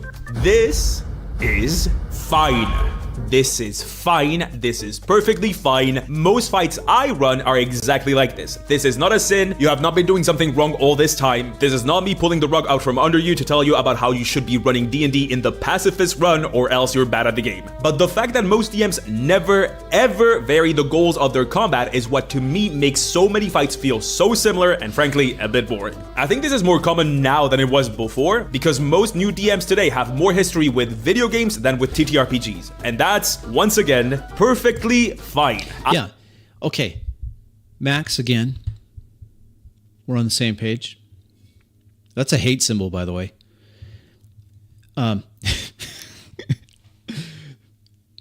Max and I are on the same page. I got to turn auto off for a second. It still comes down to the players just waiting for the game master to tell them what they have to do to win.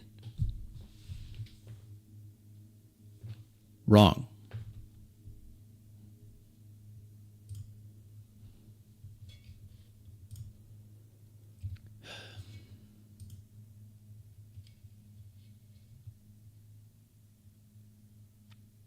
Ugh, man.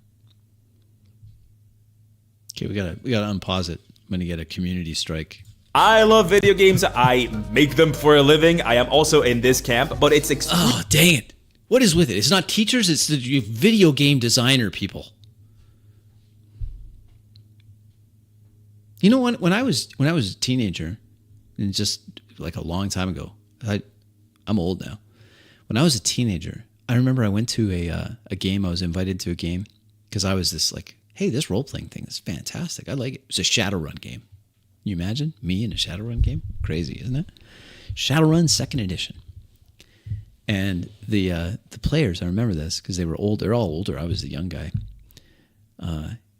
One of them was he sold cars. He was a car salesman. Another one was a DJ at the local radio station.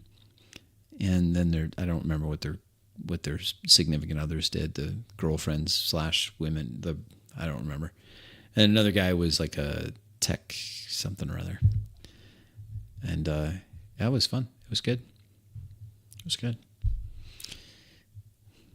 extremely common for video games to have this exact same problem, where every fight is about killing the thing in front of you. In the past, DMs were more likely to add fights. It's a role-playing game, right? Should be about what? What is a role-playing game about?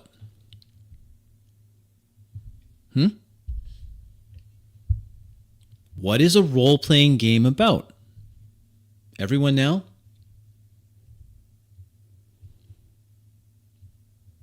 That were about. A role-playing game should be about role-playing. Yes, you have rules about combat. You have rules about exploration. You have rules about skills, whatever. It's how we decide together we're going to simulate this fictional world together. And you gotta have rules, of course. I have a hard time with some of these story games. People would be like, oh, you would like story games? So here's a story game you should watch, Crispy. Please don't send me any more story games. Please.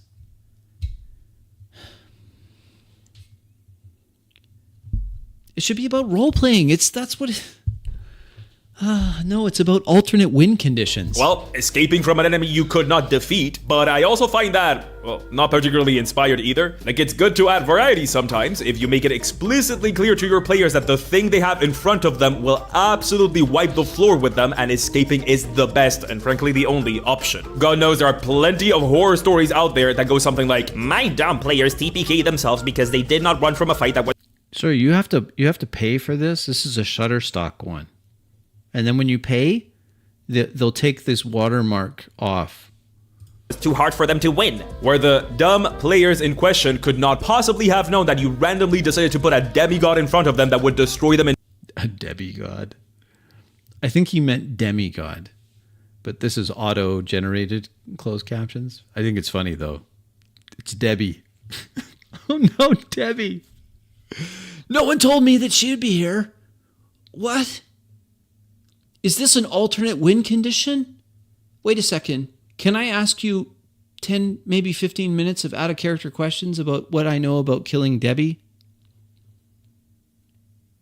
Can we do that? In 2 turns. You're not punishing your players for wrong decisions. You're a middle manager on a What's a wrong decision again? In a role-playing game? power trip. I think we can do much better than, actually guys, this fight is about running away. Varying the goal of a fight not only brings variety and breaks the monotony of putting a whole bunch of 600,000 people watch this? rooms full of dudes for your players to bunk to death. It also shifts how players fight and engage with the combat system they are so familiar with in a completely different way. I know this whole A completely different way? I'd like to see that. thing sounds like a lot of talk, but I mean it. This really does change everything. So I hate to break it to you, my lovely, intelligent, handsome viewers. This will not change everything. It's arguable that it'll change anything.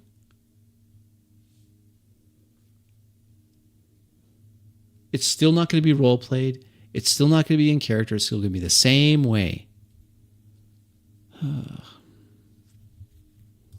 how do we do that? How do we make fights more engaging and add variety by changing the goal of the fight? Well, that's the problem I found with most advice around this. It often ends there, with the person giving the advice saying something like, what if players have to flip a switch in the middle of the fight? And then it's up to you to come up with options other than flip the switch. The issue there is that I think it can be quite complicated to come up with options other than, hey guys, in this fight, you gotta flip a switch and then kill the guy. Now, I'm a fan of flipping switches. I flip switches all the time. I turn the lights on and off like nobody's business, but I think I can come up with something a bit more engaging than that. And that's why you pay me. Wait, what? What do you mean they don't pay me? What? Now, before I get into some options of different goals for your fight, it's time for my favorite part. Disclaimer portion. Oh man, how do people get through these? Are you just going to give me something other than flipping a switch? Is that really what you're going to do? I want a refund. Listen up, those of you that love to argue a point I did not make during the video. I am not saying every fight should be like this. As I've said before, most of the fights I run have a bonk everything until unconsciousness as a goal. This is a great way to add variety to your fights. The point is not to constantly switch it up on your players, but to bring in these fights with different goals to break up the monotony. Also, you are more than welcome to use these several times. Hell, you can make a whole ongoing side quest out of some of them. Let players become better at a completely different type of combat throughout the adventure. Good, good. Okay, let's go. Here are my options for goal shifts to spice up your combat. For our first goal shift, I'm gonna go easy by showing you how making an extremely small change can completely shift the strategy and goal of a battle. Change the target. The winner of the fight is the first party that brings something to 0 hit points. Not the first one that brings everyone else to 0 hit points, but the first team that brings one specific target. That's your revolutionary... That's it?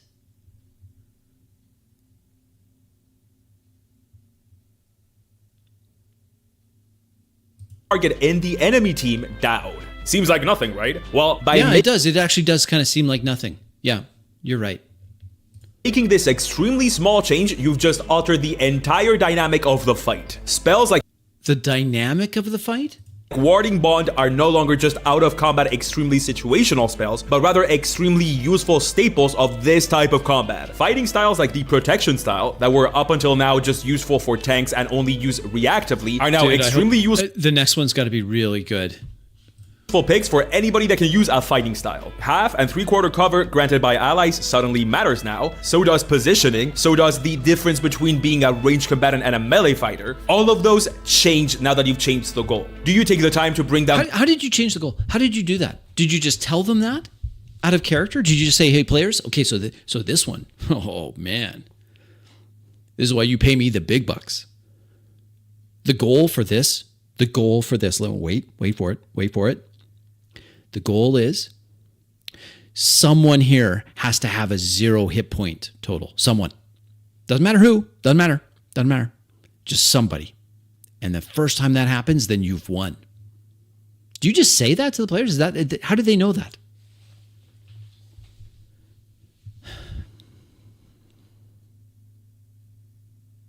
the tank, or do you try to find a way to reposition them away from whoever they are defending? Do you first go for the healer who is pumping the target full of healing, or the wizard who is teleporting the target away from your melee fighters? And while you're doing all of that, what are you doing to defend your target from the enemy? Are you gonna set specific people as defenders? Now you're thinking of all of those questions instead of the usual hit stuff real good. Do you see how much of a change that it's not materially different from hit stuff real good.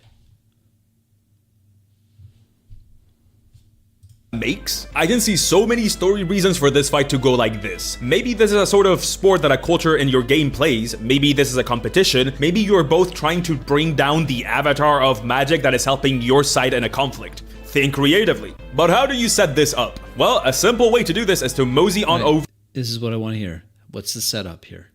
To the ranger class. See, this even makes it so that the rangers are useful for something, and make an NPC with the stats of the Beastmaster Ranger's animal companion. Now your party is participating in this strange sport where the goal is to destroy the enemy's construct. Are you just describing Pokemon?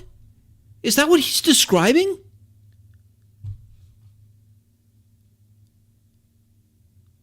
My eye's twitching again. Companion while protecting their own, or literally any other explanation. Hell, give every party member a companion and make it so that the winner is the first team to eliminate 3 enemy companions. If he's gonna sell me something Pokemon after this, that's it, I'm out.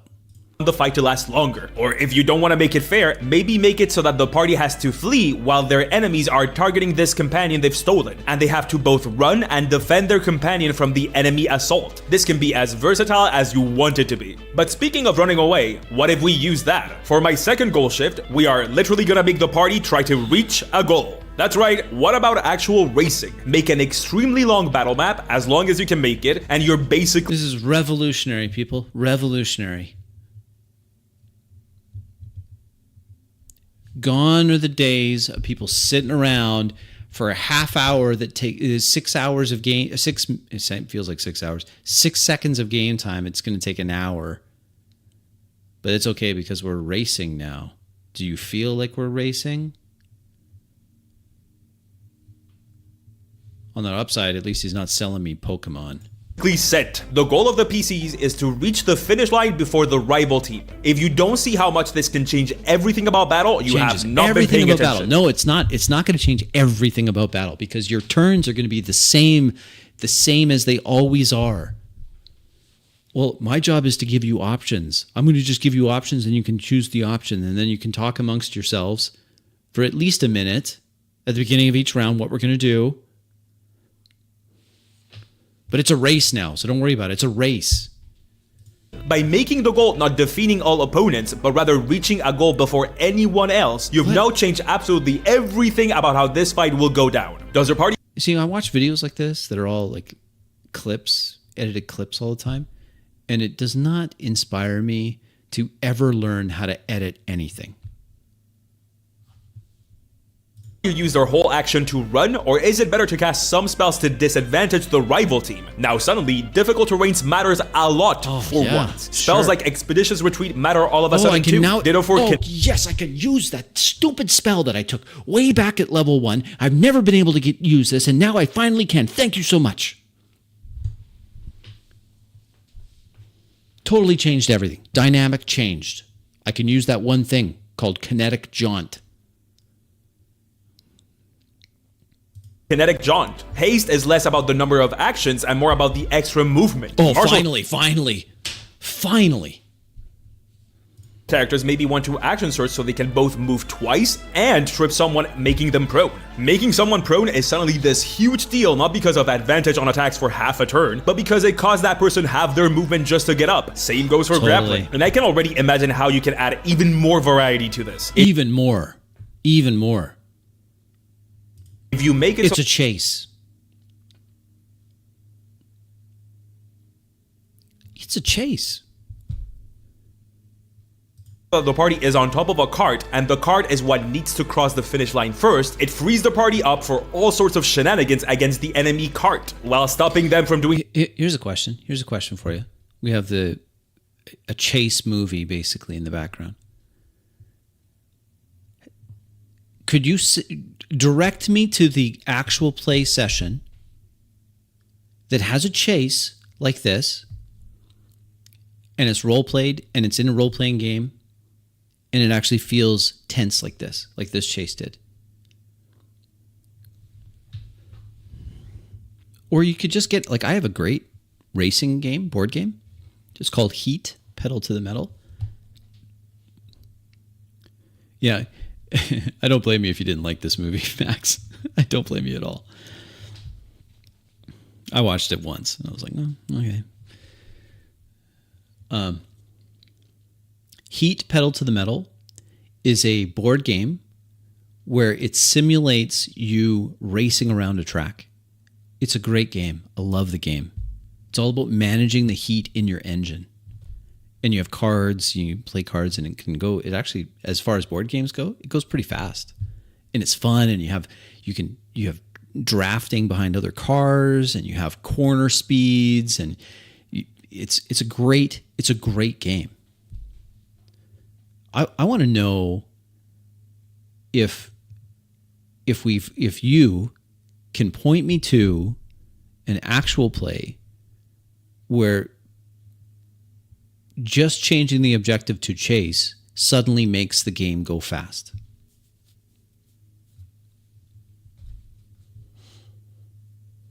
Some sort of weird Tabaxi Monk Sonic the Hedgehog 400 feet of speed per turn weirdness. You can even make this competitive and ongoing by having it as a side quest that your party can take part in, making a whole bunch of races that the party can visit to win medals at each of them and become top racers. And before you know it, you're playing Tokyo Drift, D&D version, Mario Kart Edition, and everybody agrees you're the best DM known to man. Yeah, and you're just going to do that for a whole season, right?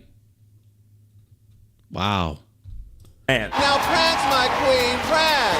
Okay, for our third goal shift, what if we took normal combat and changed the rules around it? What if it was more like wrestling? What if it was more about giving a show rather than winning fairly? What if we embraced the whole fake side of wrestling and turned it into its own game? To do this, let's give each type of action style points, and make the goal to accrue the most style points before a certain number of rounds is up. Grappling might not... Okay, let's unpack this. I actually don't mind the idea that players are picturing their characters doing things in ways that are cinematic. I think that's fine. In fact, I like that.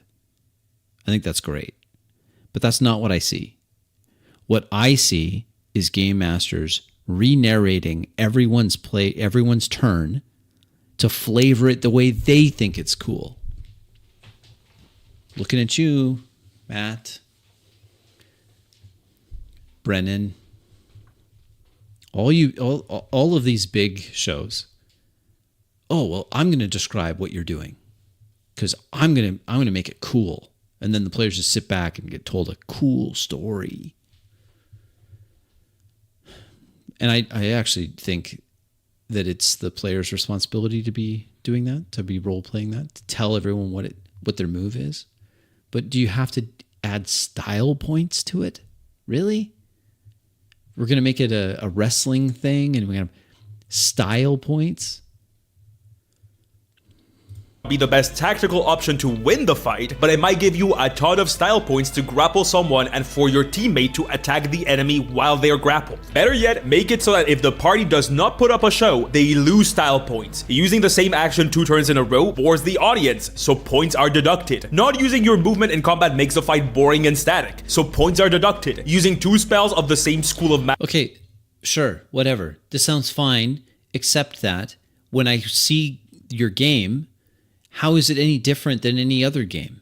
They're still going to be running turns by committee. They're still out of character, everything. Magic in a row is boring, so points are deducted. You could even make it so that they have to fight in character. The cleric has made up a... Yes, you have to fight in character. Can you imagine? He throws this out. Pointy Hat, you throw this out like, oh yeah, here's an outrageous idea for you. You can fight in character. Yes, you can fight in character. That's what you're supposed to be doing all the time. Yes, I do think that it's the video game thing. In fact, I'm really concerned about video games. I've played video games.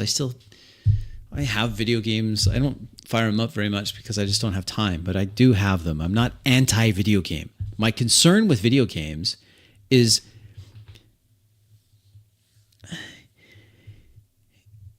I have this player. He's a great guy. He plays a lot of video games. I like him. He's a friend of mine. He's been coming to my house now for 18 years. 18 years coming to guy's house every week. He's a good guy. I'm not going to have someone I don't like coming to my house for 18 years. I like the guy. But he has told me, himself has told me that he struggles when it comes to using his imagination. And he tells me it's because I don't have to use my imagination very much. I just play video games. I'm like, well, can you read a book? Or, is there something you can do? And he identifies it as a problem. I think it's a problem.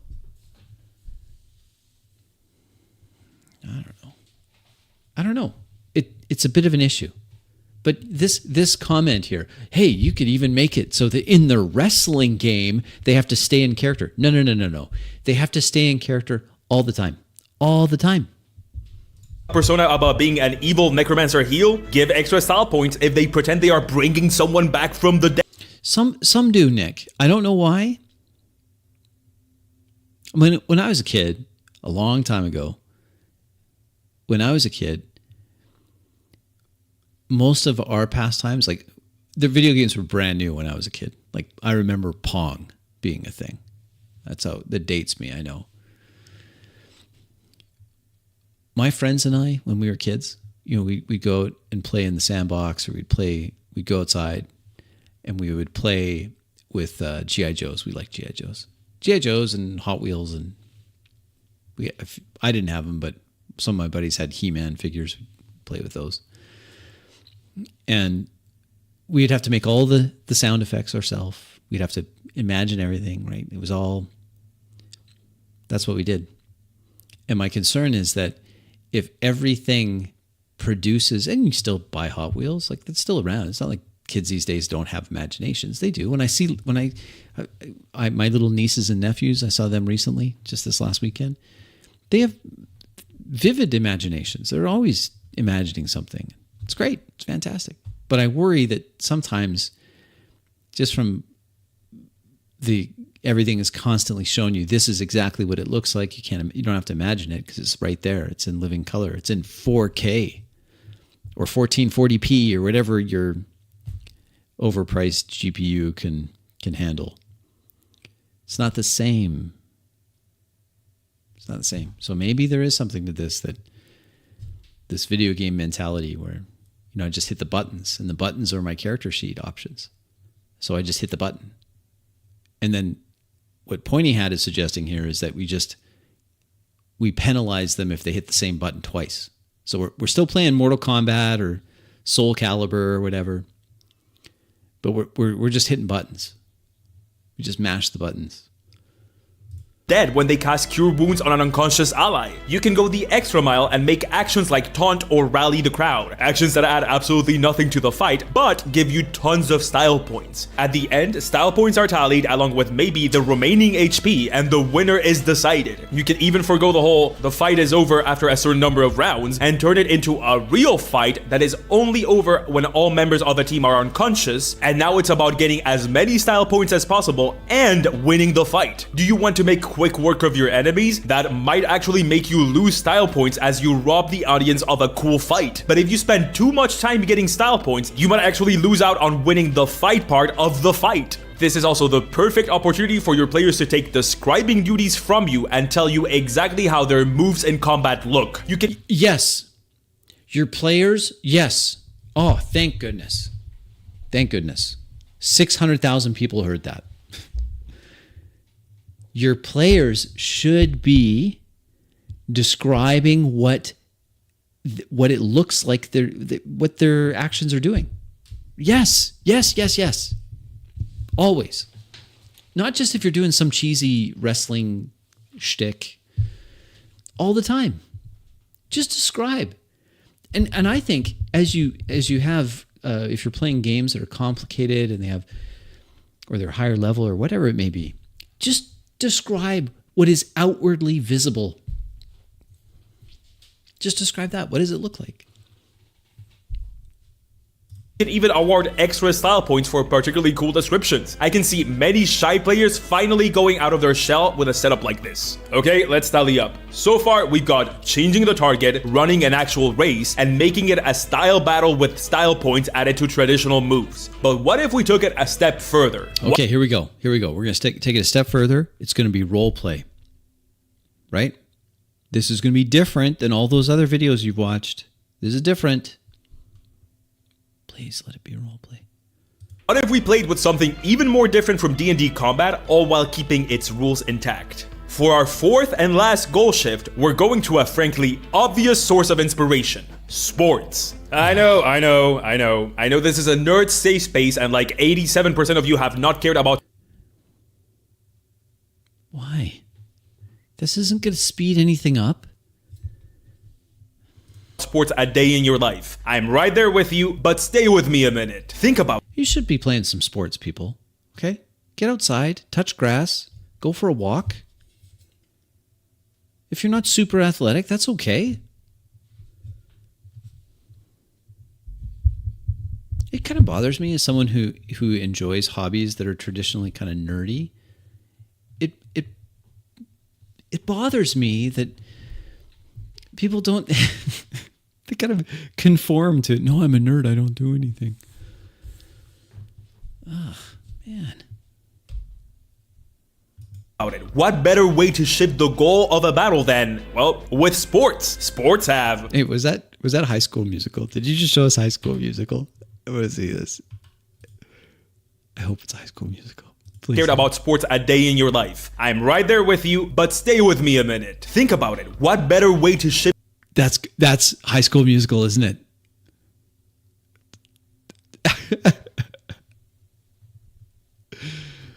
Oh. The goal of a battle then, well, with sports. Yeah, it is. It's still the High School Musical. That's so funny. Sports have goals, I've been told.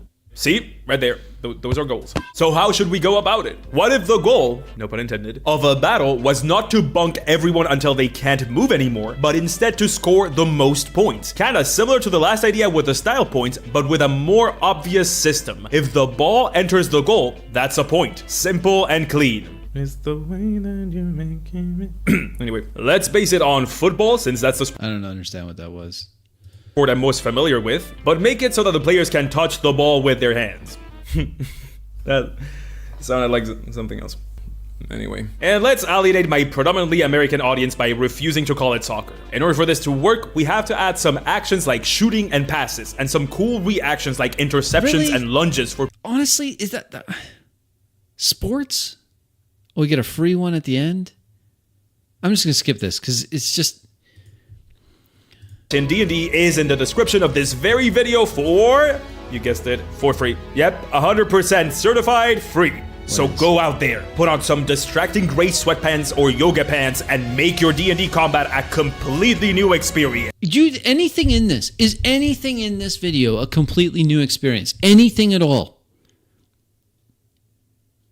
Anything at all completely new in this?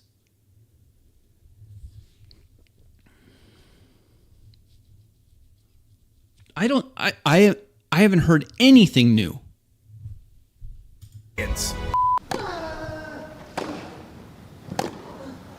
Game, set, and match to... Contest, Roger me!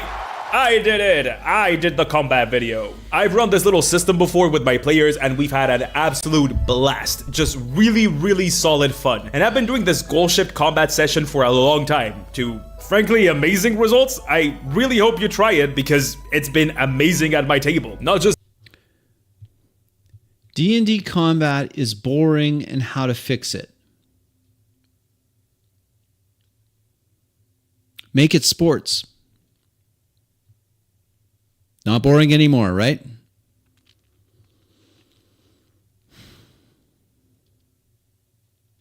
$43,000 people liked this video.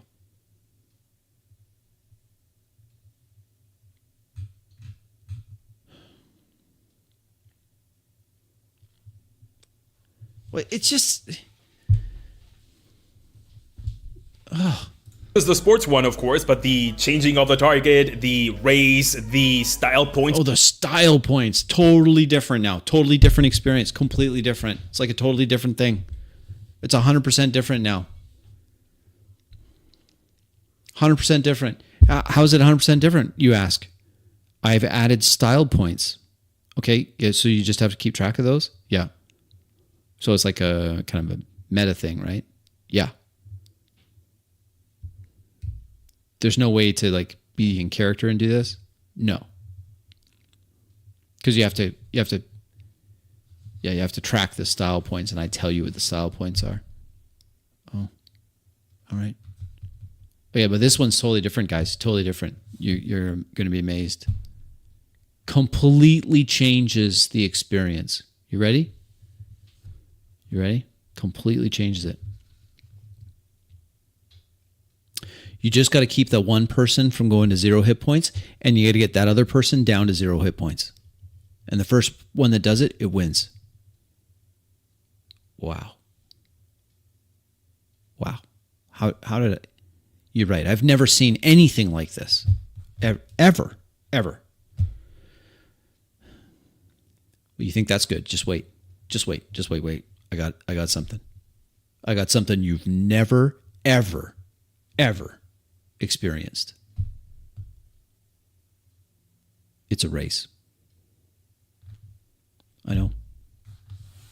That's why you pay me the big one bucks. And any that you can come up with. Please forgive the title. You gotta play the YouTube game. And when you play the game of tubes, you win or you tank your engagement. And speaking of, thank you to everybody that engages. If you like this little video and feel like engaging further, go ahead. Share it around. Tell your friends. Tell your grocery store clerk. Tell your dentist. Shout about it on Reddit, on Tumblr, on...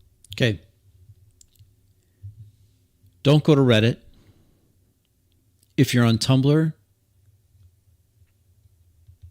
we'll have to pray for your soul. We're going to get family RPG he's going to help. We're going to engage everyone of faith. We're going to pray for your salvation if you're on Tumblr. Oh, why? This whole exercise, I went through these videos. Dude, is there anything more? Gaia Online. I'm too scared to do all of those for my own videos, so whenever I spy my stuff on Reddit, I'm like, oh, someone Don't go on Reddit. Don't go on Reddit. Problem solved. liked it enough to put it there, and it makes me happy, and I think that's nice. In any case, thank you if you do that. Thank you if you comment. I swear, I still read the comments. I think I read all of them, or most of them. They're getting to a point where, like, I think it's like 4K per video, so it's getting hard, but I do read them. So y'all better be nice down there, or I'll cry. In the last video, Do I read the comments? Do I read the comments?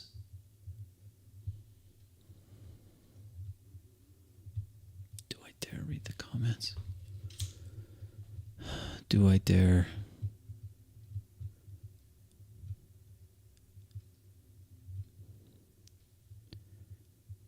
Oh boy.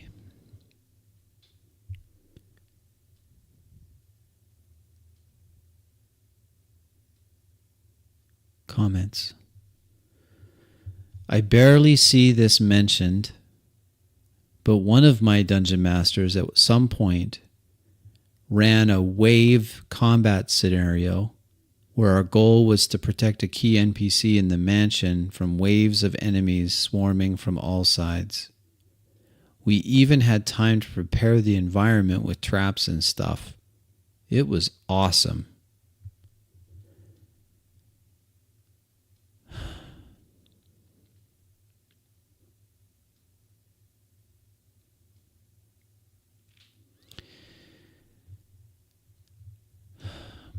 I don't know. Is there anything in here? 3.4 thousand likes on this. The worst part about watching the newest pointy hat video is that you're watching a newest pointy hat video. No, that's not what she said. Trans Butterfly Queen says, is one waiting 2 weeks for another one. Boy, it's not what I would have said, but you do you. Trans Butterfly Queen. That's about it. Nothing else big here. Shall we, how do we filter these? Sort by top comments. I did that. Never mind. What is this? What other videos does he have? Let's see. Videos, latest.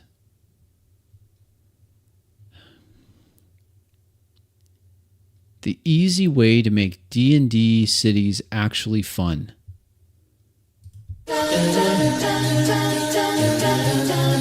hello, city boys born and raised in South Detroit. Fantasy cities, working title, are a fantasy staple, working title. They are the perfect vehicle for conveying the social workings of a fantasy world, how the different kinds of people and not people of your world mingle or refuse to mingle. It's where governments and big picture players are located. Cities are exciting. So why are they rarely ever actually fun to spend any length of time in when you're playing D&D? Well, I'm Antonio D'Amico, this is Poignard, and we're...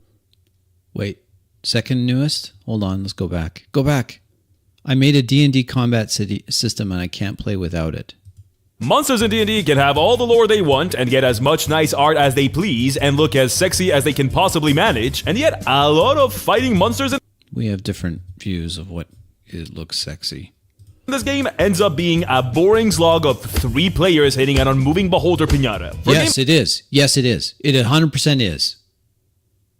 Why? Why? Why is it boring? Can we skip ahead? Where? Opportunity attacks. Okay.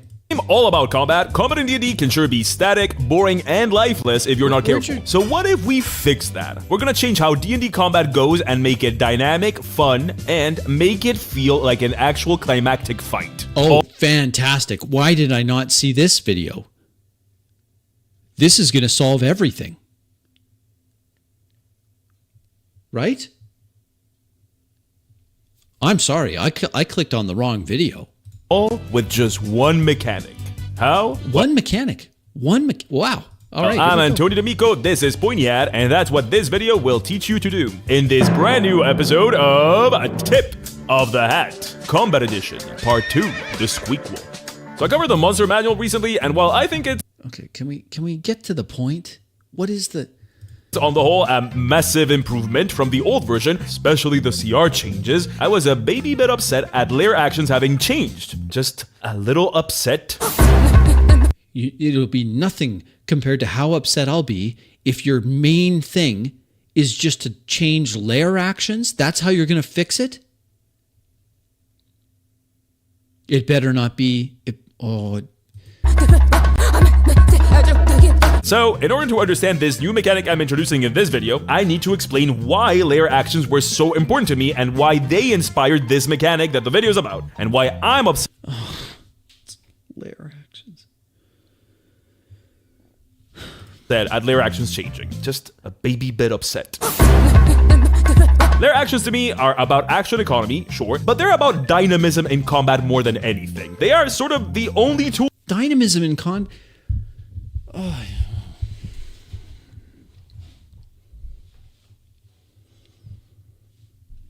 Layer actions, people. Layer actions. The reason why your games suck is because you're not using this layer action.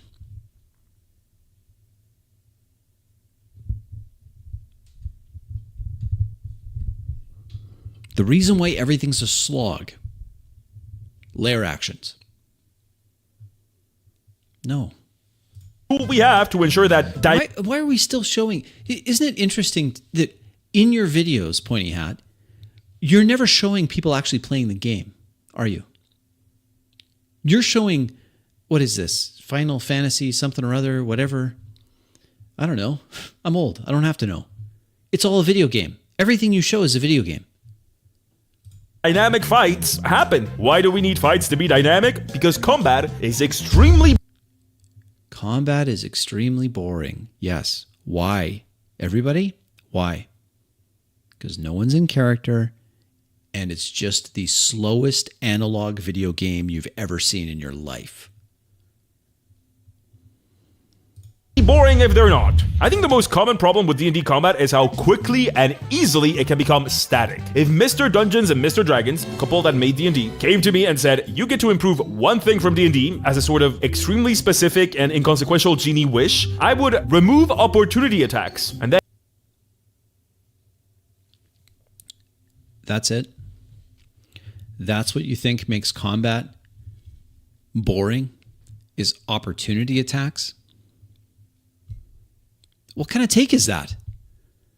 Then I would beg for them to remove the distinction between bonus action and action, and then curse myself from not choosing alignment to be removed. So why choose opportunity attacks to get the axe? Well, fights, way too often, are about monsters remaining completely stationary because the best tactical decision you can make as a DM is to just not move around. Why? It's not about tactical decision. Why is she on here? I don't even know who this is, but tactical decision? Is that a Kardashian? That's kind of funny if that's a Kardashian, because I suppose tactical decision and Kardashian go hand in hand.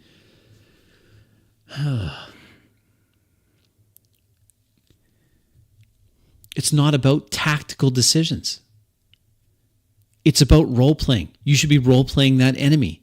If the enemy moves and gets hit again, then the enemy moves and gets hit again. Oh, it's not the optimized movement. Oh, I gotta optimize it. Well, listen here, Kasparov. It's not about optimizing every move. It's about role-playing the character. If that monster gets panicked and runs and takes another hit and dies, that's what happens. It's believable. Why is that a bad thing? Because you have 4-player goblins forming a circle of death around your monster. I understand the action economy imbalance. I understand that.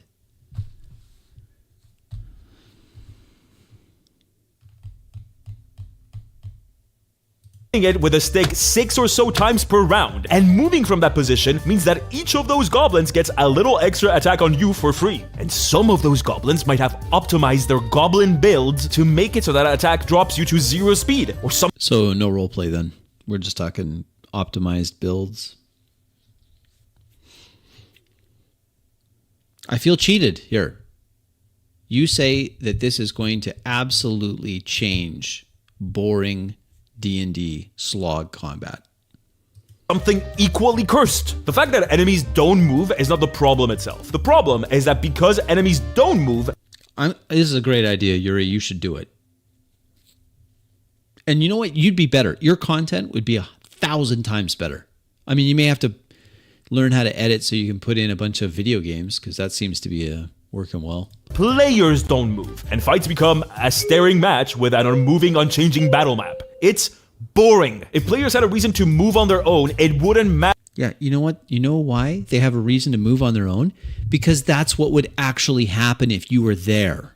If you had suspended disbelief long enough to step into that character's shoes, to see the world through that character's eyes, you would be moving.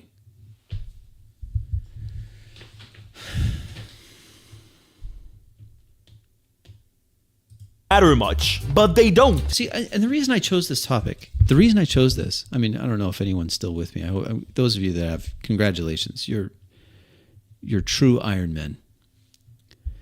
The reason why I chose this is because when I watch games, I know it occurred to me that a lot of my criticism, a lot of this unsolicited advice that I'm getting, my hair is getting wilder as I go because I keep on. A lot of the advice I give, when you hear it, when I hear myself giving it, it sounds like I'm all about the speed of the game. And it occurred to me that others are looking for that, the speed of the game. And so I thought, well, that's interesting. Well, let's take a look and see what the big channels are saying about having a faster game. Combat that feels exciting. Let's see what they're doing. I watch the games. That's no help at all. Watching their games is counterproductive. Other than you see what not to do. Right now, so many monsters get options to move up to half their speed as a legendary action, but it doesn't help much if that doesn't include without provoking opportunity attacks at the end of that. So why do you have to, why is everyone fixated on running games where no one trusts each other at the table, so you have to explain everything that happens at the table, justifying every single move that happens? Can't you just trust one another that you're not cheating? What your character in that moment would be able to differentiate between a bonus action and legendary action just by seeing what the monster does? And not only that, your player's going to know just by seeing that action how many times in this encounter the legendary action can be used, because you're going to have to tell them that too. What kind of low trust nonsense is that? Because monsters end up pretending to be statues for like 80% of the fight outside of the first turn where they move up to the players to hit them, fights remain boring, unchanging, and at that point you might as well be playing a turn-based JRPG because positioning... That's exactly what you guys are doing. I've watched your games. That's exactly what you do. Range, terrain, all of those things don't matter. Nothing matters. There's so many combat mechanics that end up not mattering in like 90% of fights. Yes, your Tabaxi monk might be able to move 240 feet per second, but why would you want to if the enemy doesn't move and you don't have a reason to? So, how did layer actions solve this? Trick question, they didn't. Just kidding. Oh man. Please don't do the bait and switch thing again. They kind of did, but not all of them, and only sometimes, but you can make new ones that... Okay, listen. Layer actions, most of the time, did not address this. A lot of them were like, everything is different. I feel like this video format is made for people with no attention span. Difficult terrain, which, great, now we move even less. But some of them did add a lot of dynamism. Adding minions, for example, changes the goal of the fight. Yeah, this is just the same thing. Changing the goals of the fight. Okay, we already watched your video on the goals of the fight. Which one is this? Is this the sports one? until the minions encircle the players that are encircling the boss, and we end up in a sort of onion formation of boring. Stuff like plunging the lair in darkness might make it more enticing for the monster to actually move, since attacks made against it would be made at disadvantage. These lair actions made it so that players had to rethink their strategies and approach the fight in different ways instead of prayer circling the boss to death. It was good when it worked, and you can make your own to specifically address this need. But lair actions are now gone. Or rather, they have changed so that they are either part of the stat block or passive effects. Stuff like, there's a storm around this monster, or verbal components don't go well when this guy's around, and while these are cool and flavorful and I like them, they do nothing to add dynamism to the fight. Don't quote me on this, but I think I've seen the someone turns the lights off one as a legendary... Is this guy ever going to get to the point? When is the point? Where is it? Can I just watch an ad for you to get to the point? I'll watch the ad. Action, and I think that's it. And that's not even my favorite one. Nobody likes missing attacks in a game where getting to your turn can easily take up to 5 minutes. Up to 5 minutes? You're lucky. You're lucky if it takes 5 minutes to get to your turn. In fact, you know what? Show me a game.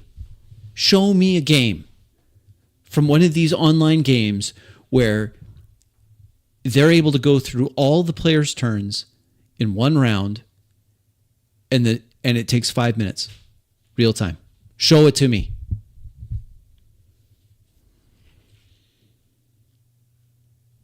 Especially if dice rolls are not on your side. I think that this is why people put so much stock into personalizing their dice, getting the weirdest possible materials. You know, this video footage is finally something that's at least kind of on topic. Are those M&Ms? Oh man, people, get some help.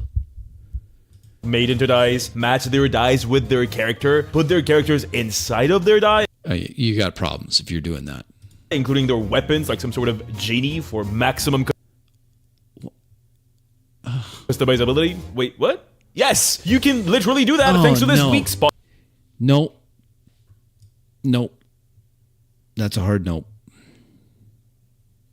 Your player's waiting for a turn. Okay, here we go. And they're sick. So what is this whole thing about dynamism? So now that we know what their actions, brought to the table and why dynamism is so important to Dynamism, okay. Make it so that your players don't drop asleep after turn 3 of exciting standing around and hitting the thing with the sword, what are we gonna do to make it happen? So, I've concocted a D&D mechanic in my... Do you need a mechanic for this? Do you need a mechanic to make things happen?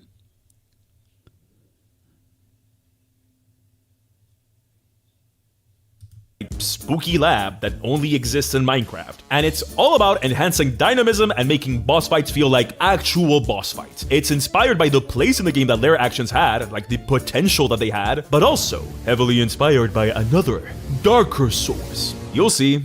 God forgive me. I didn't want something that could make fights more dynamic. Rather, something that was designed to always do that. And I got my inspiration from... There's science and scientific proof. I actually do have the IQ of a official genius. I have the mind of... Then why are you wearing an earring like that? Science and scientific proof. I actually do have the IQ of a official genius. I have the mind of a master. Oh boy. Please stay with me. MMORPG No, wait, come back. I swear it's good. It's not like 4E. Please, come back. Okay, remember when I did... What does it matter if it's like 4E? What does it matter? You play the game the same way. No one's in character. No one's role-playing. You just need another mechanic. Here's the truth. It's a hard truth. But I will tell you the truth. I promise I tell the truth. The truth is that you cannot, the mechanic is not going to fix this. There's one thing that will consistently fix this. And everyone can say it in chat all at once. What is that thing? It's staying in character. It's role-playing. If your players are doing their best to step into those characters and be those characters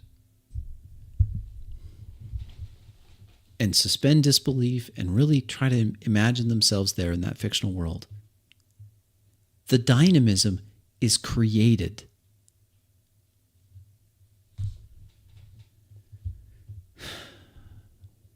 No, we're going to just take something from Dota or whatever it is. World of Warcraft.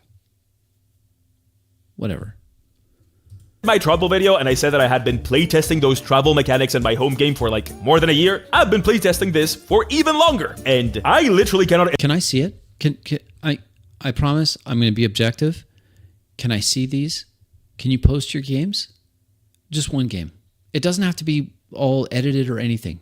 In fact, the more raw, the better. Raw, right? This is the whole Ramsey thing. I want to see it just raw. Can you show us that? Please? Imagine running D&D without it now. Well, I can, because I just started DMing an adventure for baby players. My free Kraken adventure, actually, that I did for this channel. It's in my Kraken video. And I've gotten so used to this mechanic that running the game without it bored me. So, how does it work? Well, if you're familiar with MMORPG battle mechanics, I'm sorry. And if you're not, congratulations. You're pure of soul and gentle of heart. I'll explain the bit that inspired it. In MMORPGs, big boss battles have what is commonly referred to as mechanics. This is what in the industry we call bad name, because mechanics is the word for literally everything you engage with to play a game. But who cares? This is not a video about video game terms. I did not call my thing mechanics, but MMOs do. Moving on. Other than wailing on the monster for 5 to 10 minutes while accompanied by people who have dressed their characters in the dark, or not dressed them at all, you freaks. In MMOs, you are expected to do mechanics to actually win the fight. Mechanics can range from killing all the minions that the boss summons before a timer runs out, to moving to a specific spot in the arena, accomplishing whatever action, coordinating with another player, anything. Do you see a pattern? Yes. These are all about doing something other than hitting the monster. And once one of these mechanics is in place, the players have to change their behavior immediately to resolve it. And then, once it's resolved, continue the fight.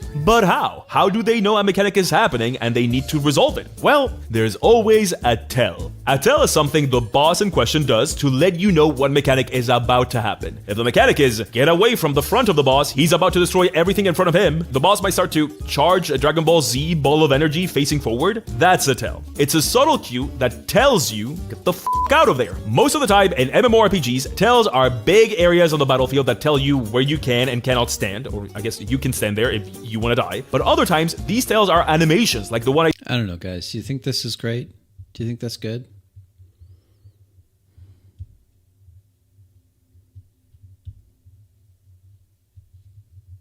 Do you think that's great advice?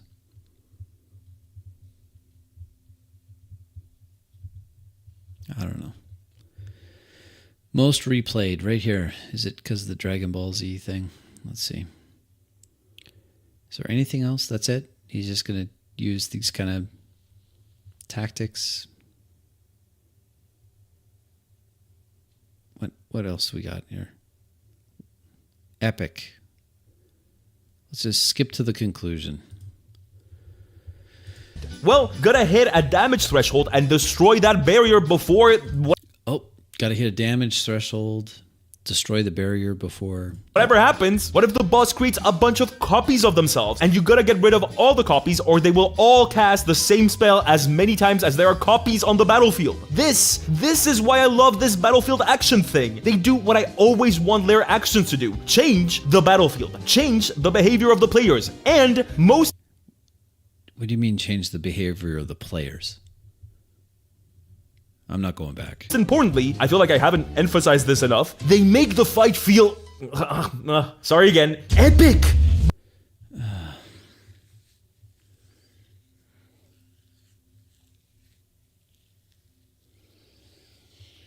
I don't know. But in the true sense of the word, you're fighting a thing so powerful it has its own rules. And I find them super easy to run because they always go in the same way. Start at the end.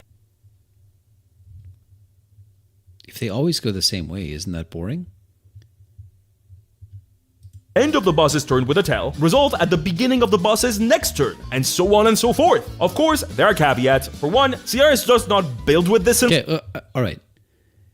On the surface, sure. On the surface, sure. But could we see this in action? Can I see this in an actual game? And let's see how quick it is.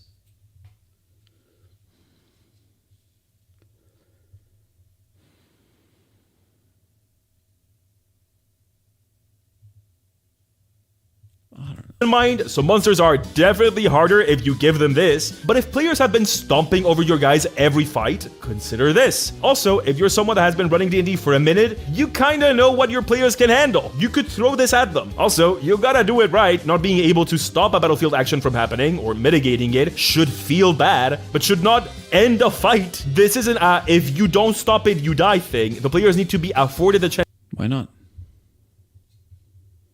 Why not?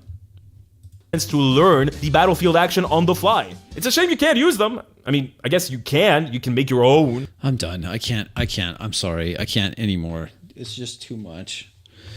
All right. Where's the jazz? Give me the jazz. I need the jazz. Please. There we go. Oh yeah, that's a good track too. We're gonna have to pump the volume up just a little bit, boys. That's better. I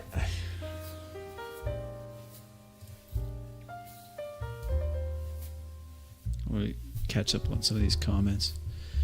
I just I struggle a bit with these videos. Not these videos. I mean, I'm talking about the. I'm talking about these kind of D&D advice videos. They just don't give you actionable items. That's the issue.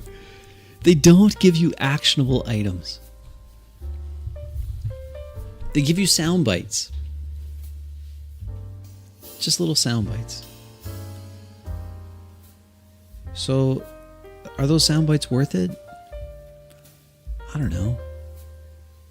To me, they're not. They dance around things. They look for solutions to a problem that involves some kind of list of things that you should do and try, and roll your damage dice to hit at the same time. Listen. It's much simpler than that. It's much simpler. If you want things to move quickly, if you want that tension, that's going to have to come from your players, not just you. It's going to have to be a group effort. The way you make that a group effort is that everyone gets into character and stays in character. And then it can feel tense. And you don't have to be distracted. You do not have to be distracted. You don't have to be, I guess I'm going to have to wait till it's, I got to get ready for my turn. I'm on deck. No, everyone's engaged the whole time. The goal should really be to stay in character so much that a 6-second combat round feels like 6 seconds instead of 6 minutes, or in some games 60 minutes. So that's going to help more games than these tips and tricks kind of videos where try these 7 things, number 7 will shock you or what have you. No. Try to identify what things are slowing the game down. What is slowing down the game? More often than not, from my observations, it's clear. The more out of character stuff that's going on, the slower the game is. The more players and all participants are in character, the smoother it goes. That, I think, from my perception, that's incontrovertible. And I don't see that when I watch these videos. I watch videos on how to speed up combat or make it more dynamic or exciting. What's missing is the very element that's going to have the biggest impact. It's a role-playing game. And we like to tease a little bit and say, game, it's a role-playing game. And we emphasize that as a bit of a tongue-in-cheek thing. Role-playing games are better when role-play isn't forgotten just because combat's happening. It's not about, I got these cool hex tiles. Hey, great, get your hex tiles. It doesn't have to hurt anything. But that's not that's not the solution. The solution here, really, is role-playing. That's going to have a bigger impact. And it, even in combat, people think, oh, well, we got mechanics. The mechanics here, you gotta be emphasizing the mechanics. No, emphasize the role play. Ladies and gentlemen, thanks for joining me. I hope you all have a wonderful Easter weekend. And we'll do something shorter next time. This one's a little long. And we have to get back to the unsolicited advice, a few other things I would like to do. Thanks for joining me. Thank you, all of you that commented or just popped in for a few minutes as you could. This one got a little fiery at times for me. I think the thumbnail gave that impression. It was the right impression. Have yourself a wonderful weekend. Take it easy. God bless and happy Easter to everybody. Thanks.